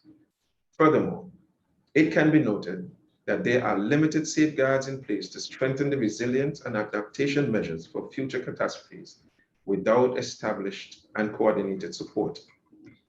I can state with confidence that we can agree and support the proposals outlined for the development of comprehensive, universal, difference-sensitive, and sustainable local protection systems contained in the regional agenda for inclusive social development that reflects a vision for social development which places vulnerable groups, communities, and small island developing states at the forefront as we build and strengthen capacities to confront and adapt to the impact of disasters in accordance with a rights-based approach and gender mainstreaming.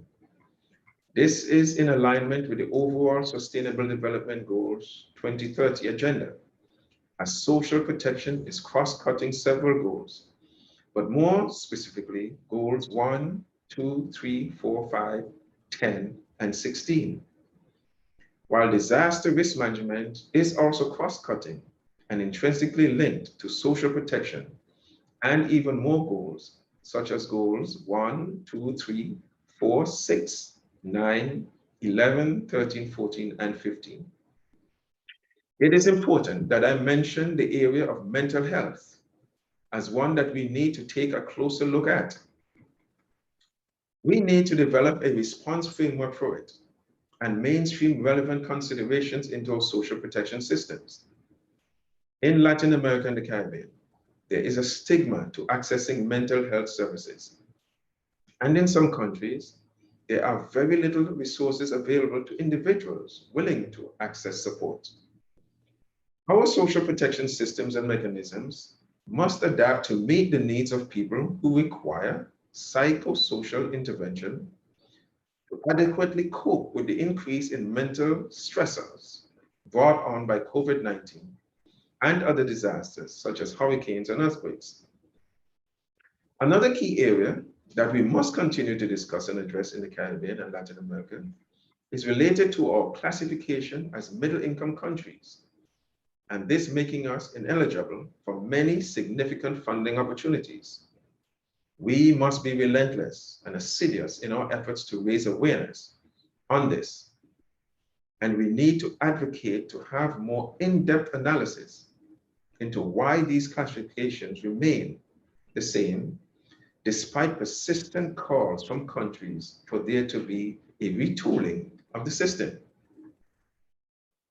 This is important because it will be virtually impossible for the region to achieve sustainable development when vulnerability is so high to recurrent natural disasters and other external shocks that will stymie or eliminate any progress made. As it relates to institutional arrangements and frameworks, there is a further need for strengthening of coordination and cooperation nationally, sub-regionally, and regionally. Individually, we have minimal resources, but as a collective, we are a powerful bloc brimming with potential and shared experiences that we can use to advance our social protection systems and development prospects.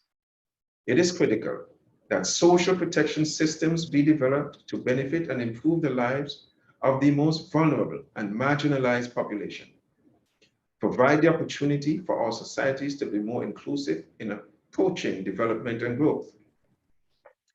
The participation and engagement of all is critical as we strive towards reducing inequalities.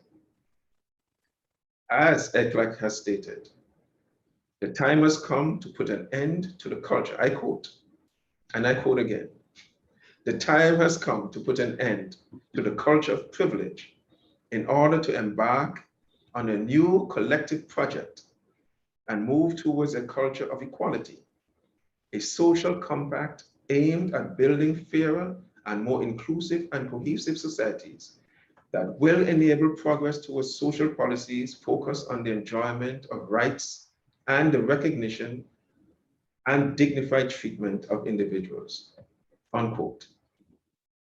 As governments, social and disaster agencies, donor funding agencies, civil society organizations, and media networks, we are all here for a purpose, and that purpose is greater than all of us.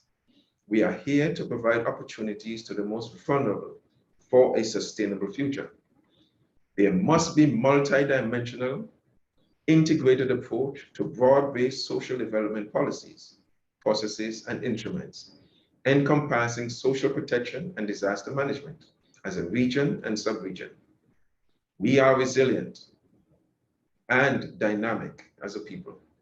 We must aim to overcome the challenges that we continue to face in light of the existing and future disasters and health crisis. Thank you very much.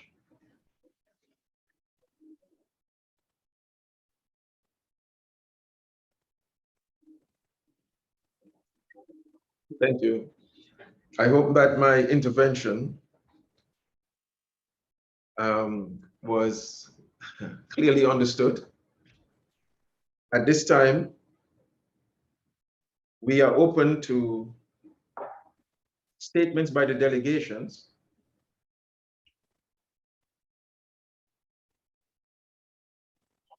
And so we would like to open to anyone who may have a response to the comments from Mexico and from Antigua and Barbuda, and also on the topic, on the document.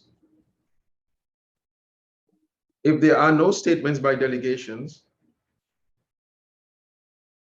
we will then move on to the statements by the civil society organizations. I see one hand is up by Dr. Philip from the Bahamas. You can take the floor, Dr. Philip.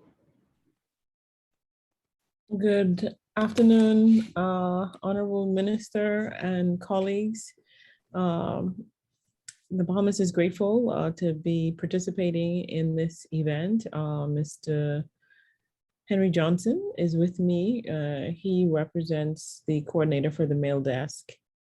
I appreciate all that has been said and recognize the complexity of the issue in Latin America and the Caribbean, where we have some countries with a population as Cuba and Haiti as 11 million.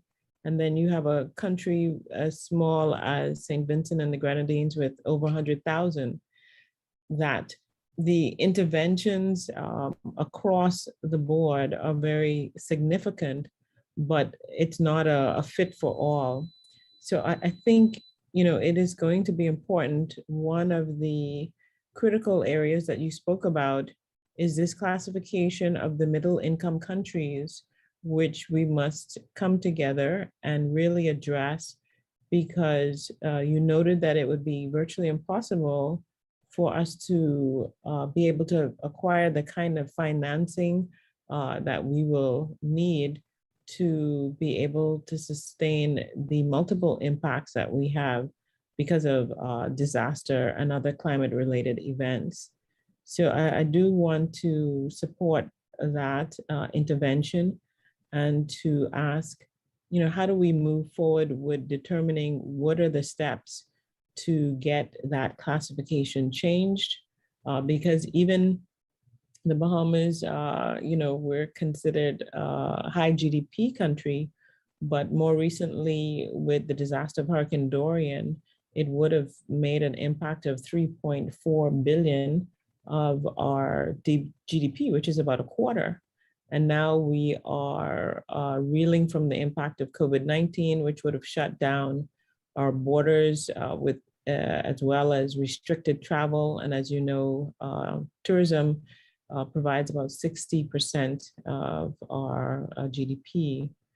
And that is like with other Caribbean countries. So I do believe that when we think of the economic strategy that we need to employ, that is going to be very specific, particular, and we need to be aggressive in this area. Thank you.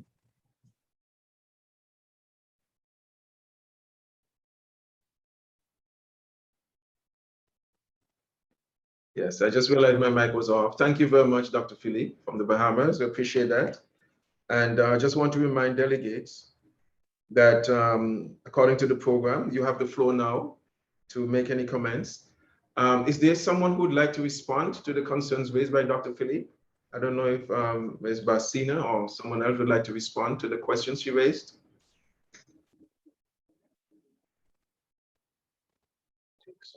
Would be very happy to do that, Chairman, of course. First of all, thank you so much. Ms. Bassina, we're not hearing you. Yes, can you hear me? Yes, okay.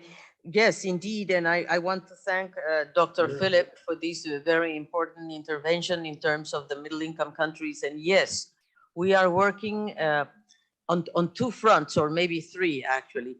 We are trying to develop an index where a vulnerability index actually that we are working jointly with UNDP.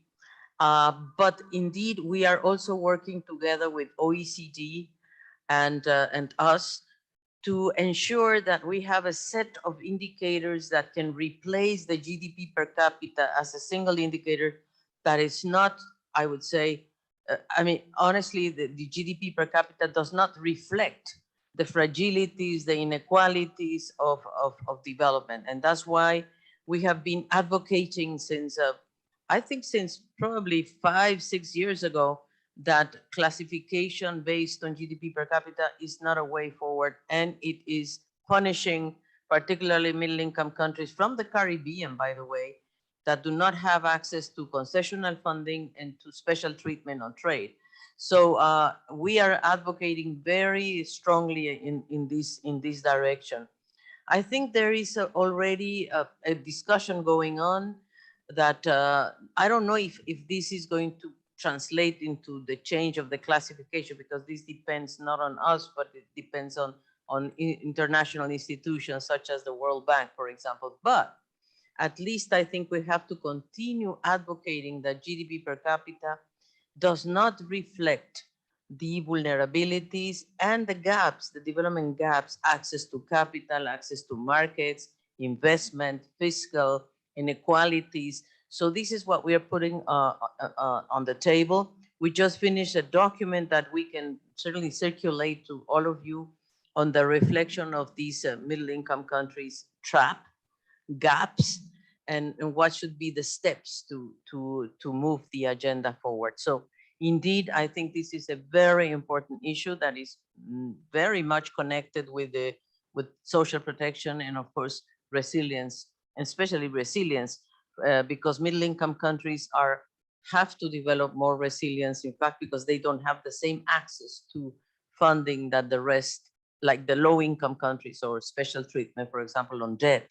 So that's why we are working very much on that direction, Dr. Phillips, and we will share with you the information and the documents we have produced on this regard, indeed. Thank you so much. I just wonder, as the assessment is made, is there a consideration for the size of the country?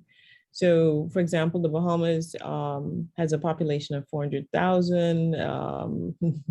Mexico, I can't even, we're like, oops, maybe a teardrop in that size of a country. And so this expectation to respond to disasters, to bounce back, is not appropriate for small island developing states under a certain size. So I wonder how is the measurement also considering the size of a country and the impact that a disaster can make on its community, compared to just looking at the GDP or the amount of its financial capacity, but the number of people.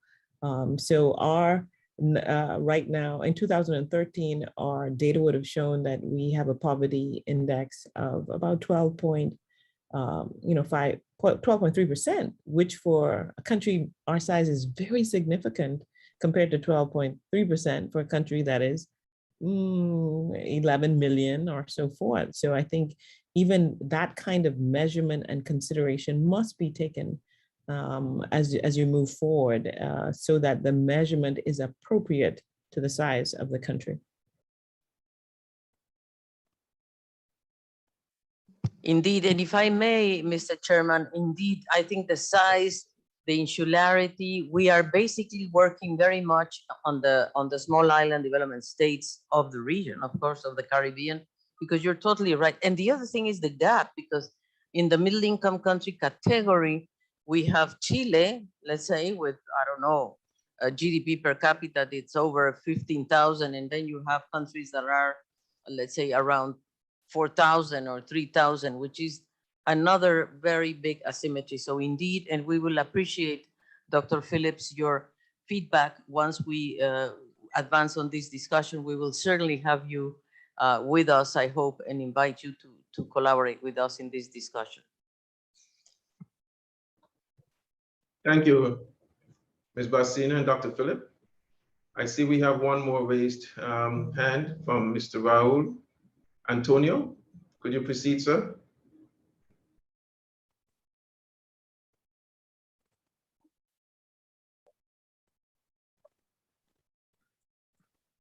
Sí, muy buenas tardes.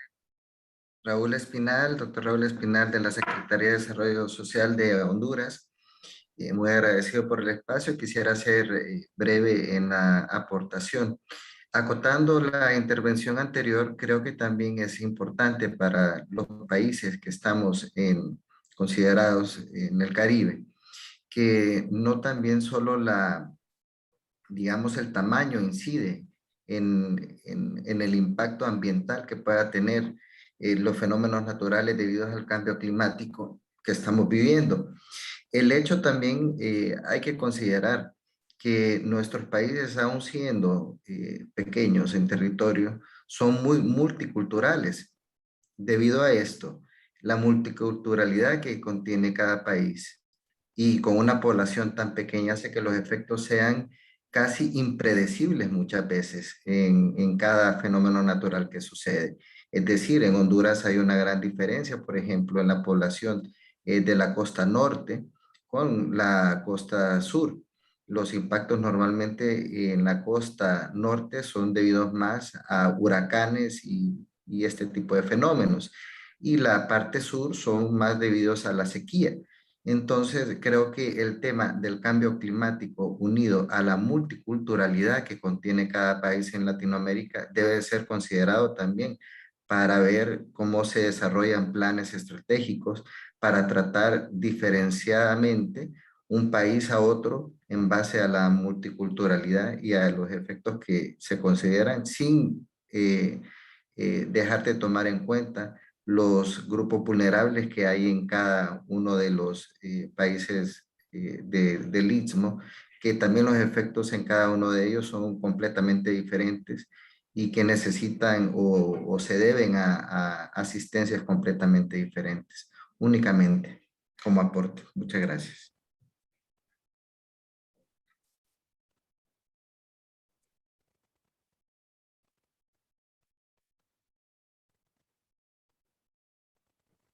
Thank you very much, Mr. Roll, Antonio.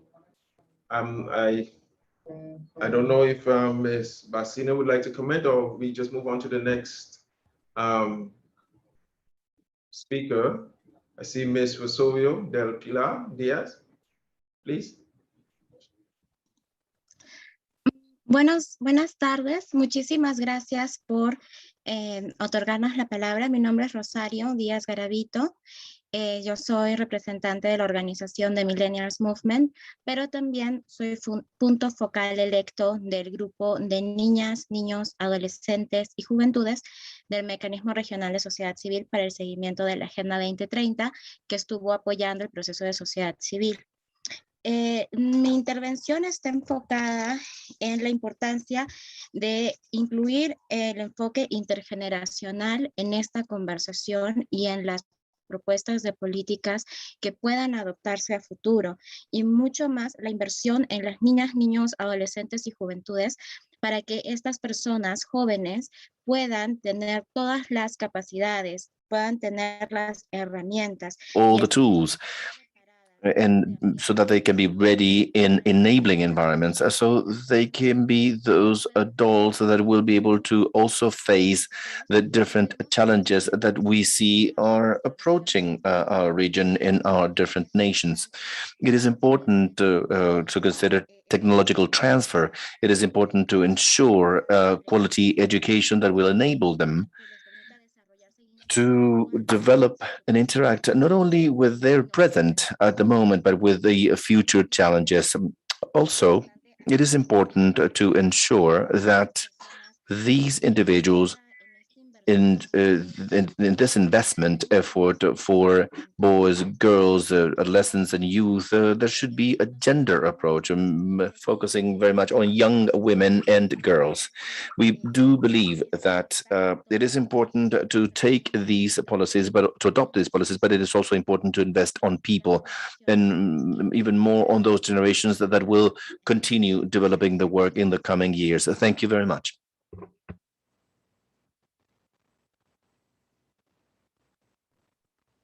Thank you very much. Ms. Rosario Diaz, appreciate your intervention. I would just like to remind everyone, all our delegates, that according to the program, you now have the floor. Is there anyone else who would like to make a comment? Please raise your virtual hand if you so do. Mr. Chair, Costa Rica.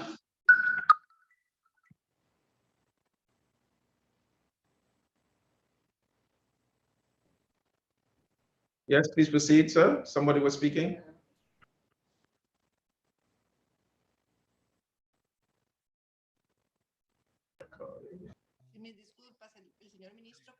Apologies, Minister. I wanted to make she wanted to make a few comments, but she was having some trouble. But it's fine.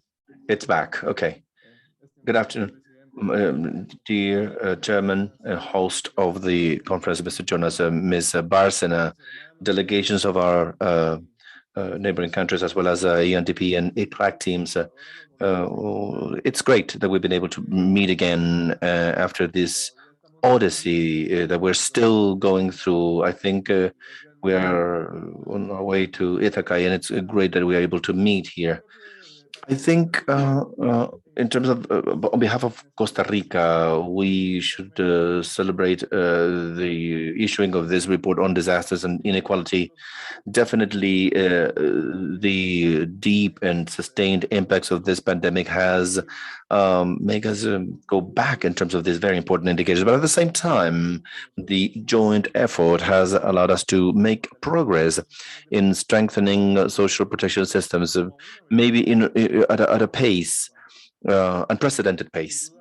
Of course, we recognize also the value of this report in regards to risk management as a driver of public policy, and specifically of the social security and social protection systems in our region. It is clear that in our region, we have examples of countries where a single event of one natural disaster has caused entire generations to go back in terms of social aspects, economic issues, and economic progress that they had achieved throughout generations. So that's why we would like to thank the fact that we see prior discussions that we had held in the last few months reflected in the report, for example, in terms of the family's indebtedness, how the increase in the debt with the private sector not only impacts the consumption, but the growth of our countries in this next phase of addressing this emergency. And thereby committing to expanding the social assistant networks. We now need to face the coming threats that we will have to face as a region, as countries, and as society.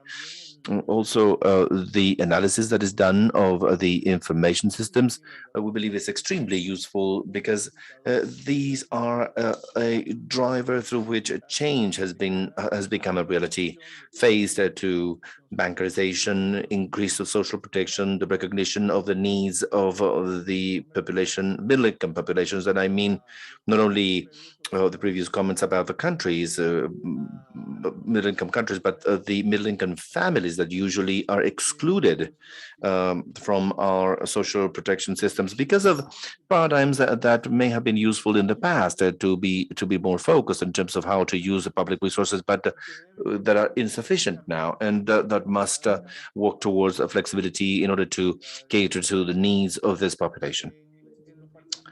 Specifically, we believe that we must recover the whole agenda of actions that had been presented at the end of the document in diagram 4.6.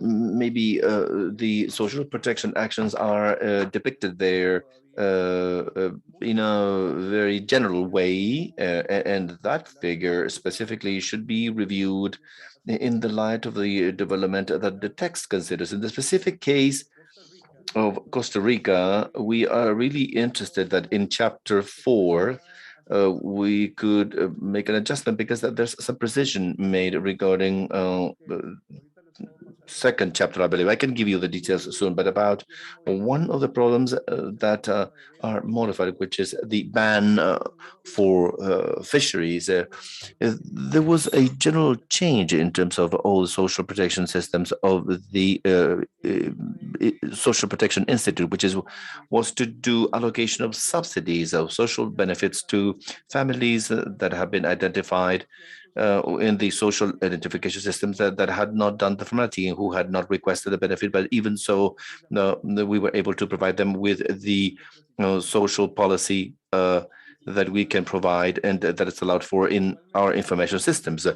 Likewise, the definition of disasters. It is very important in terms of, besides the fund to the event. So that if it is not that clear in the definitions, then we believe it is important to be more precise. And now, also, when counting and when calling the attention on the importance of care, I would, in the case of Costa Rica, right in the middle of the pandemic, we were able to submit a national long-term care policy that also intends to reconcile the paradigm of autonomy with dependence, understood as a binomial factor in which we must make progress towards the first one, but we're understanding that care are a way to guarantee autonomy. People with disabilities or elderly population who cannot develop their daily activities. But in general terms, I'd like to say that we believe that the path now are extremely fruitful. So we will be able to strengthen the new social agreements and also the new fiscal agreements. But also in this last item, I believe we should highlight the adjustment process, structural adjustments that our countries will go through, and the need that both international organizations as well as our own governments can defend and progressively defend social investment because of the implications of each one of the measures that have been negotiated with different entities. In internal terms, we celebrate, as I said at the beginning, the scope of this discussion, which is opening up right now, which will continue with the next days. Thanking for the time. Thank you very much.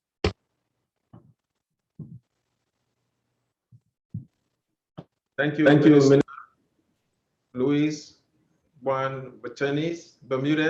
Thank you very much for your intervention. I think we also have one more person with the virtual hand up. Could you proceed? That's Minister Trabajo.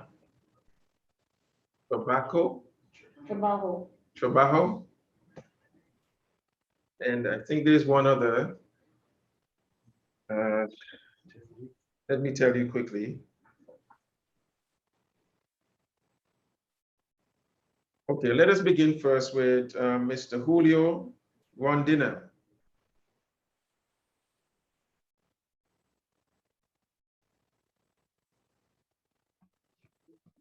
Okay, let's move on. We don't know who that one is. Someone else had their hand up. A minister?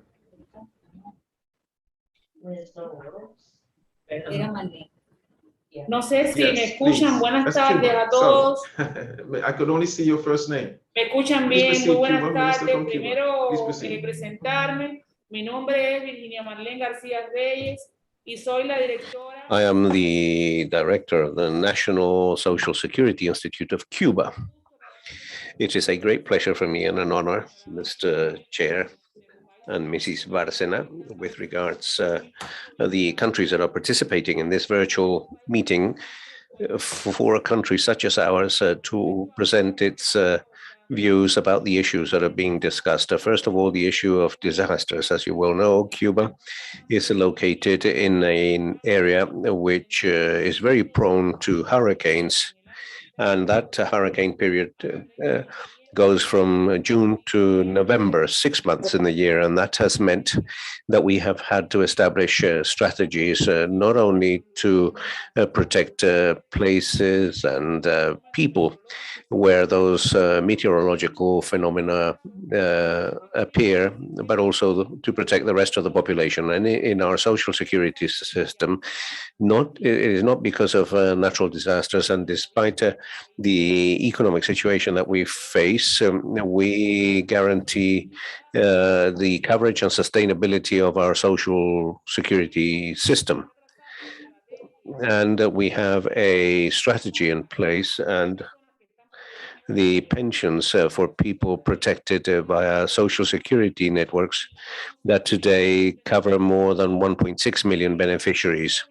We guarantee that pensioners, for example, whatever the situation that our country is experiencing, are able to collect their pensions via electronic means. We always protect those pensioners who contributed to the development of our country and who now have to receive a pension as a result of their salaries and the time that they were working. And therefore, the Cuban state guarantees and will continue to guarantee that protection regardless of the economic situation that we may face and the situation that we may face as a result of the pandemic, for example. We have always protected, continue to protect those pensioners that today are not economically active, but that made a contribution in the past. We agree with what has been expressed. We analyzed the video sent by Mexico for the protection that they provide to people in those areas.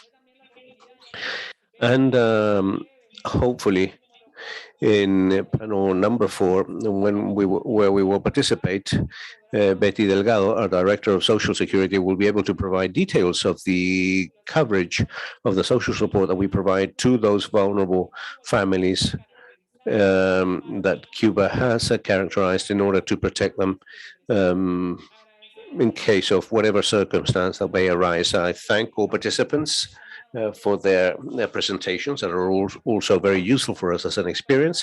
And also thank you for the possibility of being able to participate in this event and meet, albeit at a virtual level. Thank you very much. Thank you very much. And that was an intervention from Virginia Reese. She's the director of the National Institutes of Social Security in Cuba. Thank you very much for that important intervention. I do not see anyone else wishing to speak on this matter at this time. I want to thank you all for your interventions from everyone. So that was the last speaker, and I see no more requests from the floor. So according to the program, I would like to give the floor to the representative of civil society, Ms. Ruth Spencer. The focal point, Ms. Spencer is the focal point for the Caribbean Working Group of the Mechanism for the Participation of Civil Society in the Forum of Latin America and the Caribbean on Sustainable Development. She will deliver the civil society declaration prepared by civil society as the outcome of yesterday's Civil Society Forum. Ms. Ruth Spencer, you have the floor. Thank you, dear Minister Jonas, and greetings to all the colleagues from the different Latin American Caribbean countries that are here. I'm presenting this declaration, and I want you to see it as something that has come from our participation in this event. We have to think outside of the box. We are in serious crisis where people are suffering, where our social systems, are falling apart. And so I'm presenting this in that context. It's quite lengthy, but I want you to listen earnestly to what we as civil societies, our organizations around the region have come up with. Our title can be said, Building Consensus to Universal Social Protection Systems to Address Disasters and Inequalities. We are preoccupied by the increase in the amount, intensity, and diversity of disasters in the region, as well as its impacts on the population. To this trend, we now see the COVID-19 pandemic adding to the devastating socioeconomic and environmental impacts. Today, the region is in a critical moment with great backwards and uncertainties, with important and recurrent disasters, crises deeper than the last decades.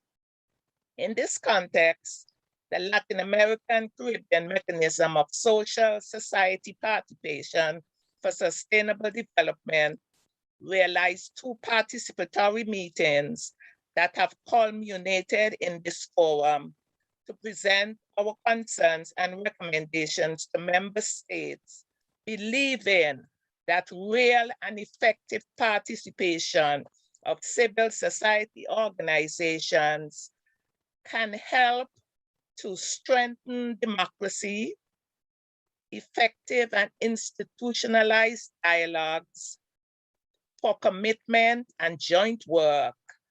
This is the way to rebuild without leaving anyone behind. To address this multidimensional crisis, it requires good governance. It is necessary to develop integral responses that mitigate and reverse climate change impacts that cause disasters, environmental and social crisis, and build a universal, inclusive, sustainable, and integral work progress with social justice, social protection systems, although developing models focusing on the creation of decent work, the inclusion and sustainability of social and supportive economies, and implementation of mechanisms that enhance the rights, especially of those that are traditionally marginalized and left out of the decision-making processes. We claim those invisible to become visible. They require a historic and urgent amendment allowing their participation as right subjects. They are elderly people, women, indigenous, Afro-descendants, migrants, and refugees, informal and informal workers, sex workers, LGBTQI, and populations of persons living with HIV, children, and adolescents.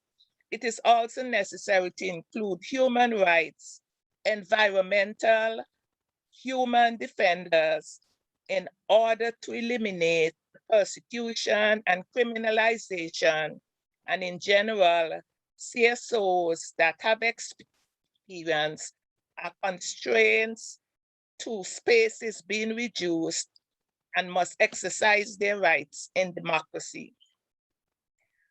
The development model that we are currently following, we see this as contributing to much of the climate disasters that affect the world and our region. They're sometimes called natural disasters, but they're produced by the models we follow that cause overexploitation of our natural resources. We have privatizations, extreme interest in economic benefits and the market over people-centered processes and their welfare. These are the opposite of frameworks for planet sustainability. I want to emphasize that again. What we call natural disasters are produced by overexploitation of natural resources, privatization, extreme interest in profits and economic benefits and markets over people's welfare and people self-development processes, which is the opposite of planetary sustainability. It is urgent to strengthen the states, the member states, in order that they can bring universal public quality services to all of the population and satisfy their basic needs and strengthen the human capacity in our systems.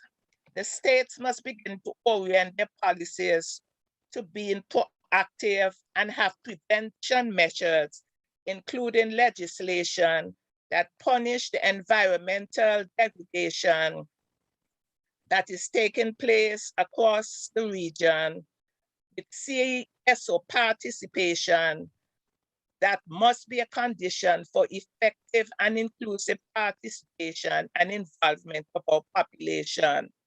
Our public policies need to empower the crisis and disaster victims as real stakeholders and with their rights, subject to rebuild lives and properties. We oppose all forms of privatization of social protection systems because they respond to lucrative visions and imply the decrease of human rights. Much of the funds have big gains while they bring insufficient and poor quality services. The call for innovative mechanisms could cover up privatization forms and the participation of international cooperation. In the region and especially in the Caribbean, there are examples of the devastation that is a result from international cooperation without accountability and any responsibility on the poor disasters and the interventions. We convene the states to adopt transitional policies to sustainable development models that respect the environment, avoiding fossil fuel, and recognizing the importance of indigenous peoples to care and protect the environment. We are presenting some proposals for an inclusive, sustainable model with universal social protection. One, it is necessary to advance universal, integral, sustainable social protection systems that bring solidarity in public services, promote proactive prevention towards disasters mitigation in a framework of transforming rehabilitation in alignment with Agenda 2030 and the SDGs. The CSOs have to protect their constituencies, especially those most affected by the pandemic and neglected by governments. The civil society space is gradually being reduced, and our voices must be heard in decision-making processes. We demand the respect of associations, the expression and information to all persons and organisms, and that CSOs, we want to be recognized as development and democracy actors.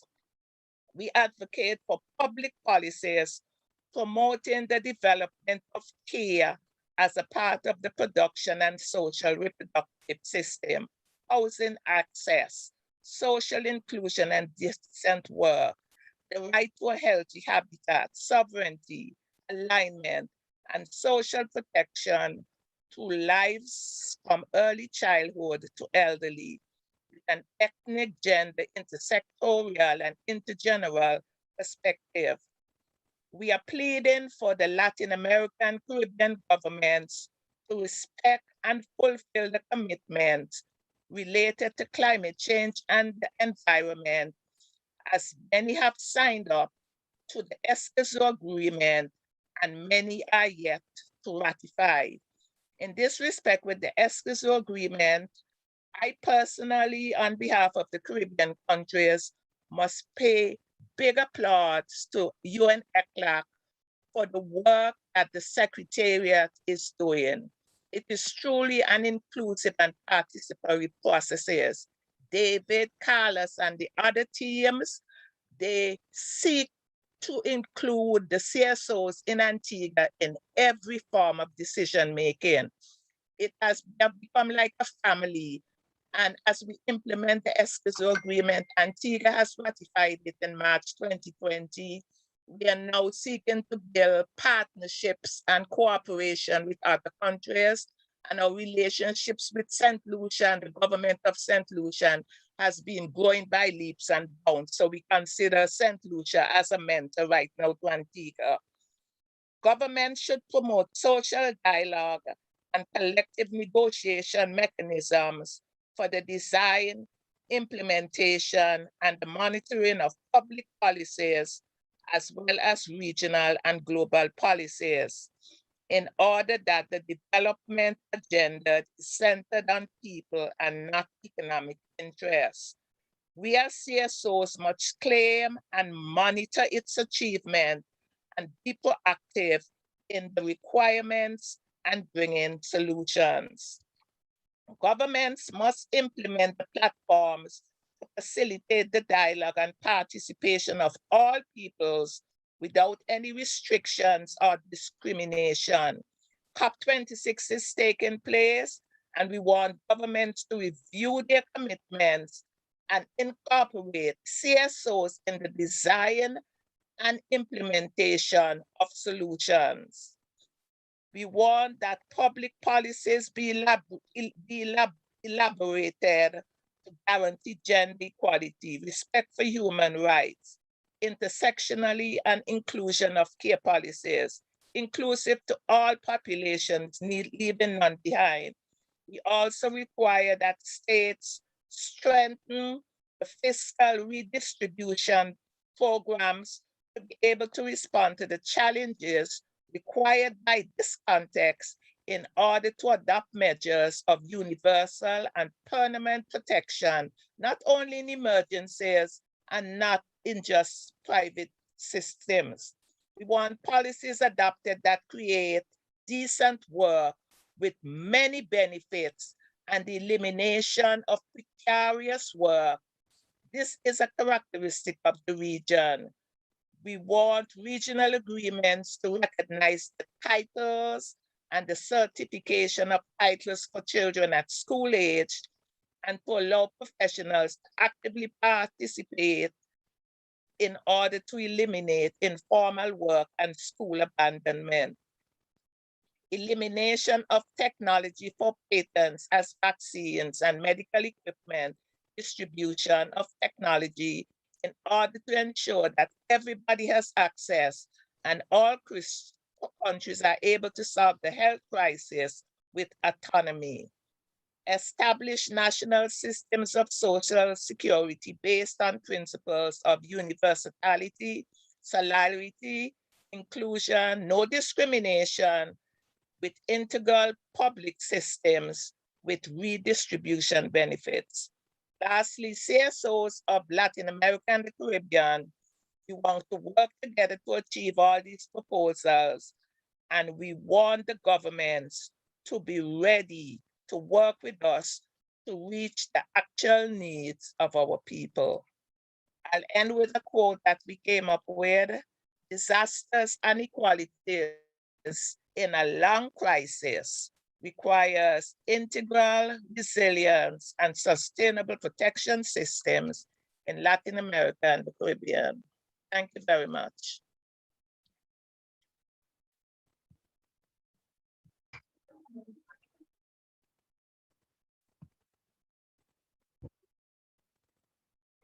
I would like to thank Ms. Ruth Spencer and all civil society representatives who are with us today. That was an excellent presentation. Ms. Spencer, appreciate that very much. Civil society and grassroots organizations are key partners for governments to promote social development and the well-being of our people. I would like to, I'm not sure if Ms. Rosario Diaz Garavito still has an intervention to make at this time. Could you so indicate if you do, or if not? No, I don't have another intervention. Thank you. Okay, I'm advised that, oh, she's on? Okay. Ms. Rosario, if you could proceed, please. Um, Mr. Jonas, I don't have another intervention. Thank you.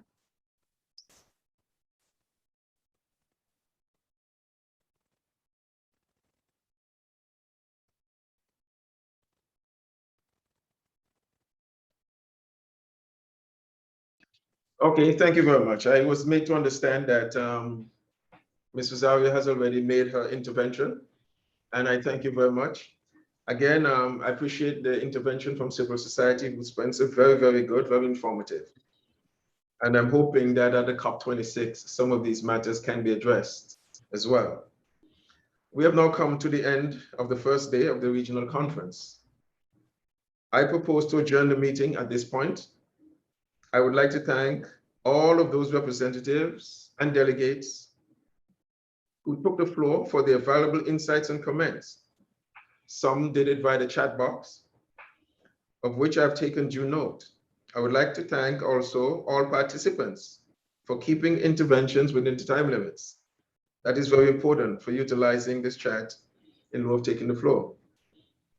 We will reconvene this virtual platform tomorrow at 10 a.m. sharp. That's Atlantic Standard Time, 10 a.m. And we will begin with, of course, with the panel one. I would like to remind participants also that you are invited to join the side events this evening. After this session is ended, the information and links for the side events are available on the chat box, as well as on the website of this conference.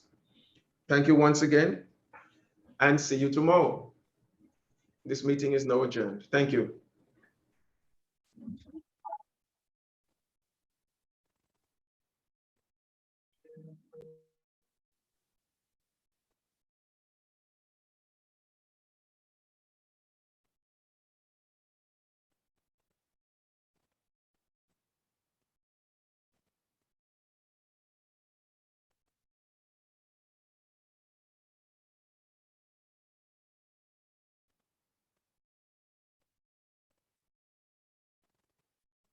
Recording stopped.